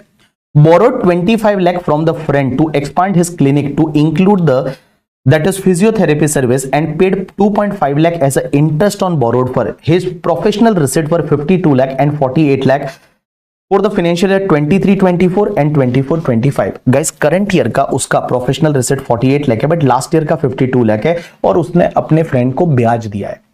गाइस ब्याज के केस में क्या होता है, जब आप इंटरेस्ट देते हो तो एक टीडीएस आता है अंडर सेक्शन 194A इंटरेस्ट पे। और एक बात समझना, यहां पे इंडिविजुअल एचयूएफ को टीडीएस नहीं काटना, बिकॉज ये हाईजेकर वाली सेक्शन, मेरी वाइफ को टीडीएस नहीं काटना। बट अगर मान लो मेरी वाइफ है, वो बिजनेस या प्रोफेशन करती है, बिजनेस के केस में लास्ट ईयर का टर्नओवर है वो अगर 1 करोड़ से ज्यादा है, या प्रोफेशन के केस में लास्ट ईयर का ग्रॉस रिसिट 50 लाख से ज्यादा है, तो टीडीएस काटना पड़ेगा इन द हाईजेकर वाली सेक्शन। तो 194A में एक बात बताइए, ये प्रोफेशनल है और प्रोफेशनल डॉक्टर है, लास्ट ईयर का टर्नओवर जो लास्ट ईयर था 23-24 का टर्नओवर 52 लाख है, 50 लाख से ज्यादा है, तो क्या इसको टीडीएस काटना पड़ेगा? Answer is yes. तो यहां पे 2,50,000 का जो इंटरेस्ट दिया उस पे 10% की रेट से 25,000 रुपया है, वो टीडीएस काटना पड़ेगा। This is the correct answer of this question. अब एक बात समझता, mister Mahesh intend to distribute cash to the people affected by the heavy flood in the state of the Punjab. बड़ा ही धार्मिक बंदा है, चाहता है कि लोगों को कैश बांटू करके, ठीक है। उसके लिए उसने क्या किया, he maintained the bank account with the nationalized bank and has withdrawn the 2 crore in cash on the month of the August 2024 से लेके सितंबर 2024 में उसने क्या किया, बैंक से 2 करोड़ रुपया कैश विड्रॉ किया। During the last 4 previous year, Mahesh has filed his return of income only for the previous year 23-24. And his income for the remaining 3 years was the below maximum amount not chargeable to tax under the Income Tax Act। अब guys एक बात बताओ, इसने previous year 24-25 में की बात है, इस साल में कैश निकाला, और उसके पहले प्रीवियस ईयर 23-24 जो है उसका रिटर्न फाइल किया था, बट उसके पहले वाले प्रीवियस ईयर 22-23, 21-22 एंड 20-21, इन 3 सालों का उसने रिटर्न फाइल नहीं किया क्योंकि उसकी इनकम ज्यादा नहीं थी। क्या इस साल टीडीएस आएगा या नहीं कैश विड्रॉल पे? गाइस एक बात बताओ, अगर आपको याद रहेगा तो मैंने आपको यह बताया था कि देखो आप जिस ईयर में कैश विड्रॉ करते हो ना, देखो हमें कैश विड्रॉल में क्या होता है, 1 करोड़ से ज्यादा कैश विड्रॉ करते हो तो 2% टीडीएस आता है, बट अगर मान लो आपने लास्ट के 3 साल के रिटर्न फाइल नहीं किया और वो तीनों सालों की रिटर्न फाइलिंग की ड्यू डेट जा चुकी है, तो उसमें क्या होता है, 20 लाख तक विड्रॉल तक टीडीएस नहीं आता। 20 लाख से लेके 1 करोड़ तक 2%, 1 करोड़ के ऊपर है वो 5%। तो ये भैया इसने ये एग्जैक्टली पीछे वाला साल नहीं देखना, उसके पीछे के 3 साल देखने हैं, और ये तीनों सालों का उसने रिटर्न फाइल नहीं किया है, तो उस पर्टिकुलर केस में इसमें 20 लाख तक कैश विड्रॉल पे कोई टीडीएस नहीं आएगा। 20 लाख से 1 करोड़ तक है वो 2%, 1 करोड़ के ऊपर वाला जो रहेगा उस पर 5% की रेट से टीडीएस आएगा in case of the Mahesh. So ये वाला टीडीएस टॉपिक में आपका कवर हो जाएगा। ठीक है, चलिए, तो आपके जितने एमसीक्यूज थे वो मैंने कराए, जितने आपके 2, 3, 4 जो क्वेश्चन थे वो मैंने कराए। अब सिर्फ एक क्वेश्चन बचा है, that is the total income वाला। चलिए, टोटल इनकम वाला क्वेश्चन है, ये लास्ट में मैं आपके साथ में डिस्कस कर लेता हूं कि देखिए इस केस में क्या होगा। ये क्वेश्चन थोड़ा डिफिकल्ट था, इसमें कुछ अमेंडमेंट, कुछ ऐसे पॉइंट थे क्योंकि इसमें न्यू टैक्सेशन रिजिम भी था, ओल्ड भी था, बहुत सारी चीजें थी। तो ये 15 मार्क का क्वेश्चन है ना, ये वाला डिफिकल्ट टाइप पे था करके। ठीक है, तो देखिए क्या दे रखा है। Mr Neeraj, a resident individual, age 55 years है, is a interior designer. He had also started the business of the publishing of book on the interior designer on 1st April 2022 for providing a in-depth knowledge to the builder and home buyer. तो ये बंदा जो है ये basically interior designer है, तो professional है, but ये इंटीरियर डिजाइनर की बुक पब्लिशिंग का भी काम करता है। तो बुक पब्लिशिंग का भी ये काम कर रहा है, तो बुक पब्लिशिंग का काम एज अ बिजनेस वाला पार्ट ये कर रहा है। His total turnover and gross receipt from the business and profession was the 16 crore during the financial year 24-25. इस साल का इसका जो है वो बिजनेस प्रोफेशन का ग्रॉस रिसिट है वो दे रखा है आपका, that is 16 crore rupees. The net profit as per the statement of profit and loss account debit after debiting and crediting the following item is 1.27 crore. तो यहां पे गाइस 1.27 करोड़ है वो इसका इस साल का इनकम है बिजनेस का, बट उसने ये चीजें कुछ डेबिट क्रेडिट में डाल रखी है। ठीक है, चलिए इसमें पूछा क्या है पहले वो देख लेते हैं तो ज्यादा बेटर रहेगा। तो अपन लास्ट लाइन में गए और लास्ट लाइन में पूछा क्या है, देखिए, compute the total income of Neeraj and determine his tax liability for the assessment year 25-26 under both the default tax regime and optional tax regime. Also advise Mr. Neeraj which regime is to the more beneficial. तो guys जो लोगों का अभी current batch चल रहा है ना उनके लिए टोटल इनकम लास्ट में होता है, तो अभी आप इसको टेंशन मत लीजिए इस क्वेश्चन को देखते हुए करके। ठीक है, इसको देखते हुए आप जो है वो टेंशन ना लीजिए करके। ठीक है, इस क्वेश्चन को देखते हुए, क्योंकि आपके टोटल इनकम वाले में ऐसे क्वेश्चन कवर होंगे जिसमें दोनों रीजन से निकालना पड़ेगा एंड ऑल, तो वो आपके आगे जाके कवर होने वाले हैं। तो आप टेंशन ना लीजिए, आप छोड़ना चाहते हैं तो इसको बाद में देखिए जब आप टोटल इनकम कर लेते हैं उसके बाद में। चलिए देखिए क्वेश्चन में देख क्या रखा है। ही परचेज द, डेबिट साइड में क्या डाला, he purchased the annual publication on the interior designer from the local market of 8,500 on the 10th May 2024 and paid whole the amount in the cash. He claimed the depreciation 40% on the publication. अब guys एक बात बताऊं, इसने कुछ annual publication की book खरीदी है, और एक बात बताओ, एनुअल पब्लिकेशन की बुक खरीदी और एनुअल पब्लिकेशन की जो बुक है ना उस पे पता है डेप्रीशिएशन मिलता है। बुक्स पे आपको याद रहेगा, प्रोफेशनल्स के लिए जो बुक्स होती है उस पे डेप्रीशिएशन मिलता है, और बुक्स पे डेप्रीशिएशन भले वो लाइब्रेरी बिजनेस में यूज हो, भले वो एनुअल पब्लिकेशन हो, कोई भी बुक्स हो, बुक्स पे डेप्रीशिएशन 40% मिलता है। तो इसने भी बेचारे ने 40% ही क्लेम किया है, और बुक्स कैश में खरीदी है, कोई बात नहीं ना, 10,000 तक तो कैश में खरीद ही सकते हो, तो 10,000 तक आप कैश में खरीद सकते हो। आपने 8,500 की कैश में खरीदी है, उस पे 40% डेप्रीशिएशन लिया है, तो कोई दिक्कत नहीं, इसका आपको कुछ भी करने की जरूरत नहीं है। There is no need of any adjustment, यहां पे एडजस्टमेंट आपका नहीं करने की जरूरत, यहां पे आपको कुछ भी एडजस्टमेंट करने की जरूरत नहीं है। दूसरा पॉइंट, दिस वाज लाइक, ये जो 3 पॉइंट थे ना ये डिफिकल्ट थे, ये सच बता रहा हूं, इंटरमीडिएट के बच्चे के लिए इतना कनेक्ट करना इज वेरी डिफिकल्ट करके। ठीक है, तो गाइज ये थोड़े डिफिकल्ट पार्ट पे 3 एडजस्टमेंट थे। दूसरा एडजस्टमेंट क्या बोलता है, employee benefit expenses include the provision for gratuity of 8 lakh made as per the actuary report.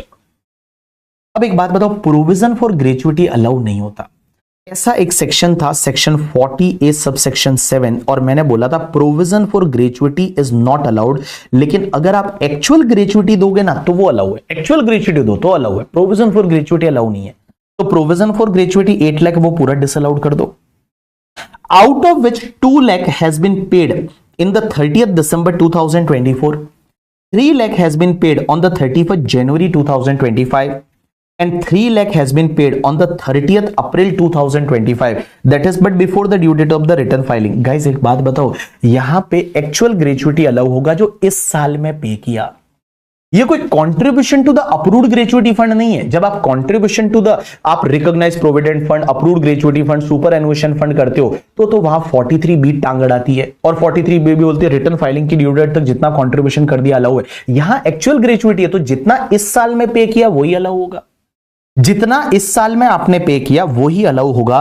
तो गाइस एक बात बताऊं, यहां पे आपने जो इस साल में पे किया है वो एक तो 2 लाख रुपीस किया है और एक 3 लाख किया है। ये 3 लाख तो आपने अगले साल 25-26 में पे किया है, तो इस साल में आपने जो पे किया है दैट इज द आपका 2 लाख और 3 लाख 5 लाख रुपीस है वो आपका अलाउ हो जाएगा और बाबू आपका जो 8 लाख है वो डिसअलाउड हो जाएगा। तो प्रोविजन पूरा डिसअलाउड कर दो और जो एक्चुअल ग्रेचुइटी पे किया इस साल में वो आप अलाउ कर दो करके, ठीक है। चलिए उसके बाद में अगला पॉइंट क्या बोलता है, ये जो पॉइंट था ना, this point was really difficult और बहुत सारे लोग इसको कनेक्ट नहीं कर पाए होंगे। This is the like 15 mark के क्वेश्चन में से ये 2-3 पॉइंट ऐसे थे, बाकी जो पॉइंट है ना वो तो बहुत इजी है, अपन आगे जब देखेंगे तो आपको समझ में आएगा। बट ये जो 2-3 पॉइंट थे ना जहां बच्चा बेचारा हिल जाए, पेपर देखते ही जब उसको 2-3 ऐसे पॉइंट दिख जाए तो वो बच्चे का दिमाग हिल जाता है, बोलता क्या हुआ मैं ब्लैंक हो गया करके, ठीक है।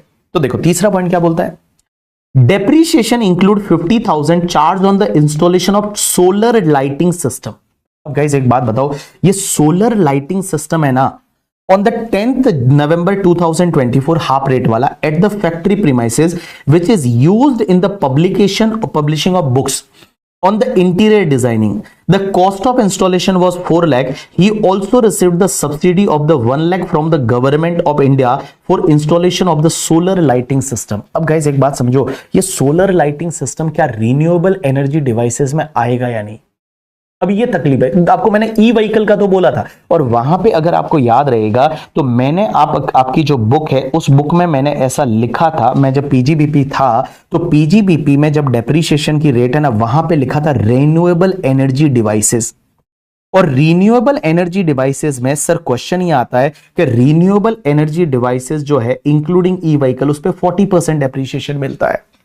तो ये सोलर जो सिस्टम है, सोलर लाइटिंग सिस्टम है, क्या ये रिन्यूएबल एनर्जी डिवाइसेस में आएगा या नहीं। अब देखो इसमें है ना, अगर ये solar lighting system is a renewable energy devices में आएगा या नहीं, अगर आप इसको डिवाइसेस रिन्यूएबल एनर्जी डिवाइसेस में लेते हो तो इस पे आपका 40% डेप्रिसिएशन मिलेगा, but put to use less than 180 days है इसलिए हाफ रेट से मिलेगा, क्योंकि 10 नवंबर 2024 को इंस्टॉल किया है। तो अब एक बात समझो, आपने क्या किया, 4 लाख रुपीस का आपका सोलर एनर्जी डिवाइसेस है, इसमें से 1 लाख गवर्नमेंट का सब्सिडी है वो लेस कर दो तो वो तो अपना कॉस्ट ही नहीं है, अपना बच गया कितना, that is the 3 lakh rupees. अब ये 3 लाख रुपीस पे आप 20% की रेट से डेप्रिसिएशन ले लो। 20% इसके लिए बिकॉज यहां पे आप 40% की रेट होती है in the renewable energy devices, solar lighting system is a renewable energy devices, तो उस पर्टिकुलर केस में आप 20% हाफ रेट से डेप्रिसिएशन ले लो। So 3 lakh multiply by 20% it's comes to the 60,000 का डेप्रिसिएशन आना चाहिए। और अगर आप ओल्ड टैक्सेशन रिजिम में जाओगे तो एडिशनल डेप्रिसिएशन और मिलेगा, क्योंकि आप बुक पब्लिशिंग का बिजनेस, एंड बुक पब्लिशिंग का business is a manufacturing business, और मैन्युफैक्चरिंग में आपको फिर एडिशनल डेप्रिसिएशन और मिल जाएगा। तो आपको जितना डेप्रिसिएशन मिलता है वो लेस कर दो, आपने जितना लिया है 50,000 उसको आप एड बैक कर दो, वैसा करके इस एडजस्टमेंट करना था। चलिए अगला पॉइंट, अब आपको लगेगा सब इजी पॉइंट है, दिस इज द लाइक ये जो 3 पॉइंट थे ना जहां पे दिमाग हिल जाए करके कि भाई ये क्या है करके, ठीक है। अदरवाइज ये क्वेश्चन है वो बहुत ही ज्यादा इजी क्वेश्चन है। आगे देखिए एडिशनल इंफॉर्मेशन में क्या क्या दे रखा है। Mr. Neeraj paid 20 lakh as a tuition fees from his own sources, including 2 lakh as a development fees to the foreign university of his son post graduation course. अब एक बात बताओ, ट्यूशन फीस का पेमेंट किया। अब guys एक बात बताओ, आप अपने बच्चों के लिए जो ट्यूशन फीस का पेमेंट करते हो ना उसका डिडक्शन 80C में मिलता है, बट उसमें एजुकेशन इन इंडिया होना चाहिए। 80C में जो है अगर आप देखोगे तो 80C में ये था कि आपका एजुकेशन इन इंडिया होना चाहिए, और बच्चे का अगर एजुकेशन इन इंडिया है और उसका ट्यूशन फीस आपने पे किया, उसमें डेवलपमेंट फीस नहीं है, तो उसका डिडक्शन आपको 80C में मिल जाता है करके, ठीक है। Full time education in India ऐसा लिखा हुआ था 80C में, तो यहां तो इंडिया के बाहर किया है, तो इंडिया के बाहर किया है तो उस पर्टिकुलर केस में बाबू इसका डिडक्शन आपको 80C में नहीं मिलेगा, क्योंकि 80C वाली जो सेक्शन थी ना उसमें अगर आप देखोगे तो उसमें लिखा हुआ है full time education in India होना चाहिए करके, ठीक है। और ये तो इंडिया के बाहर है। आप देखोगे ट्यूशन फीस वाला जो पॉइंट था, वो ट्यूशन फीस वाले पॉइंट में हमने यहां पे देखा था, कहा tuition fees paid for education for children maximum 2 children for the full time education in India होना चाहिए। तो ये एजुकेशन इंडिया में है नहीं, तो उस पर्टिकुलर केस में इसका 80C में डिडक्शन नहीं मिलेगा। जो नीरज ने 20 लाख का ट्यूशन फीस, बिकॉज ये आपने फॉरेन यूनिवर्सिटी में पे किया है, तो इसका 80C में डिडक्शन तो नहीं मिलेगा। लेकिन आगे क्या दे रखा है, he has also paid 4 lakh as an interest on the educational loan of the 35 lakh taken during the financial year 24-25 from the bank for MBA course pursued by her daughter। उसकी डॉटर के लिए MBA course कर रही है और उसके लिए अगर आपने लोन लिया, उसका इंटरेस्ट है, तो उसका डिडक्शन 80E में मिल जाएगा ओल्ड टैक्सेशन रेजिम में। तो जब आप ओल्ड टैक्सेशन रेजिम में इसका 4 लाख का आप डिडक्शन 80E में ले सकते हैं करके, ठीक है, 80E में आप ले सकते हैं। 80E एजुकेशन, हायर एजुकेशन होना चाहिए। हायर एजुकेशन का मतलब 12वीं के बाद कुछ भी करो वो सब हायर एजुकेशन है। 12वीं के बाद कुछ भी करो वो सब हायर एजुकेशन है, और हायर एजुकेशन का जो आपका इंटरेस्ट है उसका डिडक्शन आपको 80E में मिल जाएगा। दूसरा पॉइंट क्या बोलता है, Mr Neeraj by oversight did not record depreciation of 1500 on the designer equipment in the books of accounts and considered the amount as insignificant, decided not to claim। अरे पागल है क्या, डेप्रीशिएशन उसने 1500 लिया ही नहीं, बोलता ये तो कम ही डेप्रीशिएशन छोड़ दे। तो ऐसा थोड़ी होता है, डेप्रीशिएशन तुझे लेना पड़ेगा तो इसका डिडक्शन मिल जाएगा। Answer is yes. तो पीजीबीपी इनकम निकालते टाइम गाइस इसको आपको लेस करने का मौका मिलेगा। आंसर इज यस, आप इसको लेस कर दीजिए। अगला पॉइंट क्या बोलता है, next part, he had transferred the 50,000 to his wife Sunita in the financial year 22-23 without any consideration। तो सुनीता को उसने 50,000 अपनी बीवी को गिफ्ट किया। This amount was given by the, ये लेकिन 22-23 में किया था, मतलब 2 साल पहले, 24-25 की अपन बात कर रहे हैं। Mrs Sunita as a loan to the Samrat, Sunita ने उसको सम्राट को लोन दे दिया। And Sunita earn the 20,000 as interest in the previous year 23-24। Last year तक उसने 23-24 में 20,000 का इंटरेस्ट कमाया था, which she also lend to the Samrat during the financial year 24-25। Mrs Sunita receive the interest of 20% per annum on the 70,000। अब guys एक बात बताओ, यहां सम्राट ने अपनी बीवी को 50,000 दिया था गिफ्ट, अब उसकी बीवी ने 2 साल में पिछले इंटरेस्ट भी कमाया 20,000। अब एक बात बताओ, टोटल जो है वो 70,000 हो गया। अब 70,000 पे एक बात बताओ, इस साल इसको 20% की रेट से इंटरेस्ट मिला, तो 70,000 multiply by 20%, that is 14,000 rupees का इंटरेस्ट मिला। अब इसमें से क्लब कितना होगा, देखो आपने जितना गिफ्ट किया था ना उतना ही क्लब होगा। अगर इनकम पे इनकम हुई तो वो क्लब नहीं होता। सेकेंड जनरेशन इनकम होती है वो क्लब नहीं होता। तो guys second generation income is not going to be club. जितना आपने किया था उसी पे क्लब होगा ना, ये मैंने आपको बताया था अच्छे से। क्या आपने अपने स्पाउस को जो गिफ्ट किया उस पे जो इनकम होगा that will be club, but उस इनकम पे इनकम जनरेट हुआ वो क्लब नहीं होता है। तो गाइस एक बात बताऊं, यहां 14,000 का जो इनकम हो रहा है ना, ये 14,000 मल्टीप्लाई बाय आपने जो गिफ्ट किया था 50,000 डिवाइड बाय टोटल 70,000। तो 50,000 पे जो 20% होगा दैट्स कम्स टू द 50,000 पे सीधा 20% निकाल दो, या फिर 14,000 मल्टीप्लाई बाय 50 डिवाइड बाय 70 ऐसा करके, और आपका जो 10,000 आएगा that 10,000 is going to be club in hands of the that guy, वो बंदे के हाथ में, और बाकी वाला जो है वो उसकी बीवी के हाथ में टैक्सेबल होगा। तो 10,000 है वो क्लब हो जाएगा under income from other sources. ठीक है, चलिए उसके बाद His 17-year-old daughter received the 5 lakh for acting in the mythological TV show. The total income of Sunita is 25 lakh। एक बात बताओ, इसकी बेटी ने जो एक्टिंग से इनकम मिला वो तो क्लब नहीं होता ना किसी के हाथ में, वो तो बच्चे के हाथ में ही टैक्सेबल होता है। तो ये कहीं पे भी क्लब नहीं होगा, इसके हाथ में नहीं आएगा, वो उसकी बीवी के हाथ में भी नहीं जाएगा, वो बच्ची के हाथ में ही जाएगा। क्यों बच्ची के हाथ में जाएगा, मैंने बताया था 3 केसेस में क्लबिंग नहीं होता बच्चे का इनकम। एक तो आपका स्किल एंड टैलेंट की वजह से, एक तुम्हारा जो है वो हैंडीकैप्ड बच्चा है तो, और एक तुम्हारा जो मैनुअल वर्क से कमाया तो वो क्लब नहीं होता। तो ये भाई साहब क्लब नहीं होगा। तो इसके लिए सिर्फ आपको नोट देना पड़ेगा, इन सब पॉइंट्स के लिए आपको नोट देना पड़ेगा। तो जो टोटल इनकम का क्वेश्चन होता है उसके बाद में कुछ ऐसे नोट्स आपको और देने पड़ेंगे। चलिए उसके बाद नेक्स्ट पॉइंट क्या बोलता है, He sold a large printing machinery, the only asset in the block, which was originally acquired for 3 lakh in the 2nd October 2022। तो उसने एक बड़ा मशीन था वो उसने बेच दिया, जो कि 2022 में खरीदा था। The depreciated at 15% per annum, the machine was sold in the current year for 2 lakh। अब गाइस एक बात बताओ, इसने एक 3 लाख में मशीन खरीदा था अक्टूबर 2022 में, तो अक्टूबर 2022 में खरीदा था, तो मैं बताऊं उस पर डेप्रीशिएशन वो 15% की रेट से लेता था। लेकिन अब यहां पे प्रीवियस ईयर 22-23 का डेप्रीशिएशन हाफ रेट से मिला होगा, क्योंकि नहीं फुल रेट से मिला होगा, 2 अक्टूबर है ना, तो 2 अक्टूबर मतलब फुल रेट से मिला होगा। मैंने बोला हुआ है कि भैया 3 अक्टूबर या उससे पहले खरीदा तो फुल रेट, उसके बाद खरीदा तो हाफ रेट। तो प्रीवियस ईयर 22-23 का डेप्रीशिएशन लिया होगा, प्रीवियस ईयर 23-24 का डेप्रीशिएशन लिया होगा, और उसके बाद में WDV कितनी बची होगी। तो देखो आपका 3 लाख पे अगर वो 15% की रेट से डेप्रीशिएशन लेता है तो लास्ट ईयर में 45,000 सबसे पहले, उसके बाद जो बचा उस पे 15%, इट्स कम्स टू द 38,000 और 250। एंड गाइस 3 लाख में से आप एक काम करो, 45,000 माइनस 38,250 लेस कर दीजिए, तो 2,16,000 और 750 है, उतना बचेगा।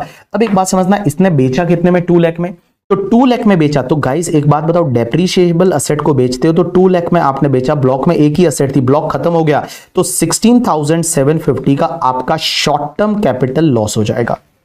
ये शॉर्ट टर्म कैपिटल लॉस हो जाएगा, यहां पे it will be treated as the short term capital loss, ये शॉर्ट टर्म कैपिटल लॉस हो जाएगा। चलिए उसके बाद नेक्स्ट पार्ट क्या बोलता है, during the previous year he recruited new 5 regular employee on the 1 जून 2024।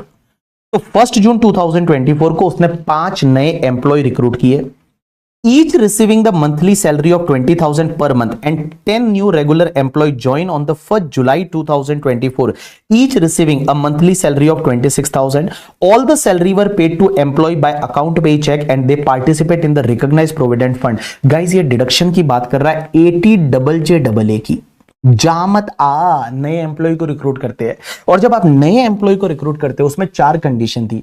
पहली कंडीशन वो 240 डेज या उससे ज्यादा काम करना चाहिए। दूसरी कंडीशन जो है कि भैया वो आरपीएफ में पार्टिसिपेट करना चाहिए, अकाउंट पे इसे सैलरी पे करना चाहिए, एंड उसका 25,000 से ज्यादा का सैलरी नहीं होना चाहिए। और एक बात बताओ, यहां पे दूसरे वालों का तो 26,000 है तो इस पे तो मिलेगा ही नहीं, लेकिन जो 5 नए एम्प्लॉय रिक्रूट किए वो जून में रिक्रूट हुए थे। तो आप देखो ना बेटा, आपका जून से नंबर ऑफ डेज काउंट करोगे तो आपका जून, जुलाई, अगस्त, सितंबर, अक्टूबर, नवंबर, दिसंबर, जैन, फेब, हो गया ना 240 डेज या उससे ज्यादा। तो आपको 5 नए एम्प्लॉय है उस पे डिडक्शन 30% की रेट से मिल जाएगा। तो एक काम करो, 5 नए एम्प्लॉय मल्टीप्लाई पे उनको सैलरी दे रहे हैं 20,000 का सैलरी दे रहे। एंड भैया आपको जून से रिक्रूट किया था तो अप्रैल मई में नहीं, बाकी 10 महीने तो है ही है, तो 10 महीने का इनका जो सैलरी आएगा that is 5 employee multiply by 20,000 multiply by 10 महीने का, इट्स कम्स टू द आपका 1 करोड़ रुपया। और गाइस ये 1 करोड़ रुपए जो है इस पे 30% का डिडक्शन आपको 80JJAA में मिल जाएगा। 1 करोड़ ही आया, 10 लाख है, अरे 10 लाख आया, तो 10 लाख पे आपका 10 लाख रुपीज पे आपका जो है वो 10 लाख पे आपका 30% that is the 3 lakh rupees का डिडक्शन आपको 80JJAA में मिलेगा। और ये दोनों ही रिजिम में मिलेगा, ओल्ड में भी मिलेगा, न्यू में भी मिलेगा, क्योंकि 80JJAA वो दोनों में मिलता है, ओल्ड में भी मिलता है, न्यू में भी मिलता है करके, ठीक है, डन, दोनों में मिलेगा करके, ठीक है। एंड लास्ट पार्ट देखिए क्या दे रखा है, और उसके बाद ये question complete. Royalty of 4.59 lakh was paid to Mr. Joy, a non-resident, on 30th June 2023 for use of his brand Neo Home। Last year किसी को रॉयल्टी दी थी, ये जून 2023 मतलब 23-24 में, लास्ट ईयर, अपना ईयर कौन सा है 24-25 इस एग्जाम के लिए, without deduction of tax, TDS काटा ही नहीं था। The tax was subsequently deducted and paid in the financial year 24-25। इस साल में टीडीएस काट के गवर्नमेंट को जमा कराया, तो लास्ट ईयर में वो खर्चा डिसअलाउड हो गया होगा, और लास्ट ईयर में खर्चा डिसअलाउड हो गया होगा तो इस साल में वो अलाउ हो जाएगा। लास्ट ईयर में वो खर्चा डिसअलाउड हो गया होगा तो इस साल में वो खर्चा अलाउ हो जाएगा। तो गाइस एक बात बताओ, आपके प्रीवियस ईयर 24-25 में आपको 4,90,000 का डिडक्शन मिल जाएगा व्हाइल कंप्यूटिंग द पीजीबीपी का इनकम। तो ये क्वेश्चन था, इतना इजी नहीं था, ये 15 मार्क का क्वेश्चन था गाइस, और 15 मार्क में आपको ओल्ड न्यू दोनों टैक्सेशन रिजीम से इनकम निकालना है। पहले आप न्यू से निकालो, फिर आप न्यू वाला एनटीआई ले लो, फिर ओल्ड में देखो क्या क्या डिडक्शन वगैरह मिलता है तो वो ले लीजिए, और उसके बाद में भैया आप दोनों के हिसाब से टैक्स निकालना है और उसको बताना है कौन सा सही है करके, ठीक है। तो जब आप टोटल इनकम का क्वेश्चन करोगे तो ऐसे क्वेश्चन आपको मिलेंगे करके, ठीक है भाई साहब। 1.5 घंटा हो गया और 1.5 घंटे में अपन ने पूरा पेपर डिस्कस किया, जो डीटी वाला पार्ट था वो। तो देखो अगर पेपर को देखोगे ना तो ऐसा नहीं है कि कोई प्रोविजन नया आया है, वो ही है जो अपन ने पढ़े है, बट यस वो उस टाइम क्लिक हुआ या नहीं हुआ दैट इज द नेसेसिटी। इसलिए पूरा इंडिया वाले बच्चे क्या बोलते हैं, पेपर बहुत डिफिकल्ट है। सच में डिफिकल्ट था, because some new points were there, some confusing points were there. जैसे वो कॉफी में ग्रोन क्योर लेना है, ग्रोन क्योर रोस्टेड ग्राउंडेड लेना है, तो इसके लिए गाइज है ना, बच्चों को क्या लगता है कि पेपर डिफिकल्ट था। और डिफिकल्ट आप बोल सकते हो कि अगर ये पेपर का लेवल देखे तो लेवल वाज गुड। ये डीटी का पार्ट है, ऐसा कैसा जीएसटी भी रहेगा। जीएसटी थोड़ा कंपैरेटिवली इजी था, लेकिन अगर मैं बताऊं ना, ये 1.5 आवर्स में करना है, यस ये इतना जो है, लेकिन उसमें एक ऑप्शन क्वेश्चन ऑप्शन में आएगा। पहला जो है एमसीक्यू तो सब करना है, उसके बाद जो अपन ने 3 क्वेश्चन किए थे, देखो पहला डिस्क्रिप्टिव वाला क्वेश्चन मैंडेटरी है, वो आपको करना ही पड़ेगा। उसके बाद दूसरा, तीसरा और चौथा, इनमें से 2 ही करना है। दूसरा, तीसरा और चौथा, उसमें से 2 ही करना है। तो डोंट वरी, अपन ने 1.5 घंटा लगाया, बट जब आप करने बैठोगे तो भैया आपको 1.5 घंटे में करना पड़ेगा। और 2 जो पार्ट है, इसमें से एक क्वेश्चन आप ऑप्शन में छोड़ सकते हो। जैसे मान लो आपको सैलरी वाले में डाउट था, तो सैलरी वाला ऑप्शन में छोड़ सकते थे। आप रेसिडेंशियल वाले में डाउट था, तो रेसिडेंशियल वाला पूरा क्वेश्चन है वो आप ऑप्शन में छोड़ सकते थे। क्योंकि पहला क्वेश्चन 15 मार्क का आता है, फिर 3 क्वेश्चन 10-10 के आते हैं, उसमें से 2 करने हैं। तो 15 + 20 कॉल 35 और 35 मार्क्स हो गए। और 15 मार्क्स के फिर आपको एमसीक्यूज है, केस सिनेरियोज है, वो आपको मिलते हैं। सो चलिए गाइस, ये पेपर का डिस्कशन था। क्वेश्चन आप लेवल सर बताओ क्या लेवल था पेपर का। अगर मैं 10 में से बताऊं तो 10 में से ये पेपर जो है वो 7 to 8 मार्क्स डिजर्व करता है। मतलब इतना डिफिकल्टी लेवल पे इट वाज 7 to 8 करके डिसेंट पेपर था, डिफिकल्ट था करके। लेकिन जो बच्चे ढंग से पढ़ के गए ना, मैं आपको बताऊं, वो बच्चे 70 मार्क लाएंगे टैक्स में करके, ठीक है, 70। बट मैं आप सोचो, it was a difficult paper in the last 4 paper, तो इसके पहले के पेपर कितने ईजी आए होंगे। आप सोचो ना, लास्ट के 4 पेपर में से ये सबसे डिफिकल्ट पेपर था, लास्ट के 4 टेक्स्ट के पेपर में, तो बाकी पेपर कैसे आए होंगे आप देखोगे, आपको मजा आ जाएगा करके, ठीक है।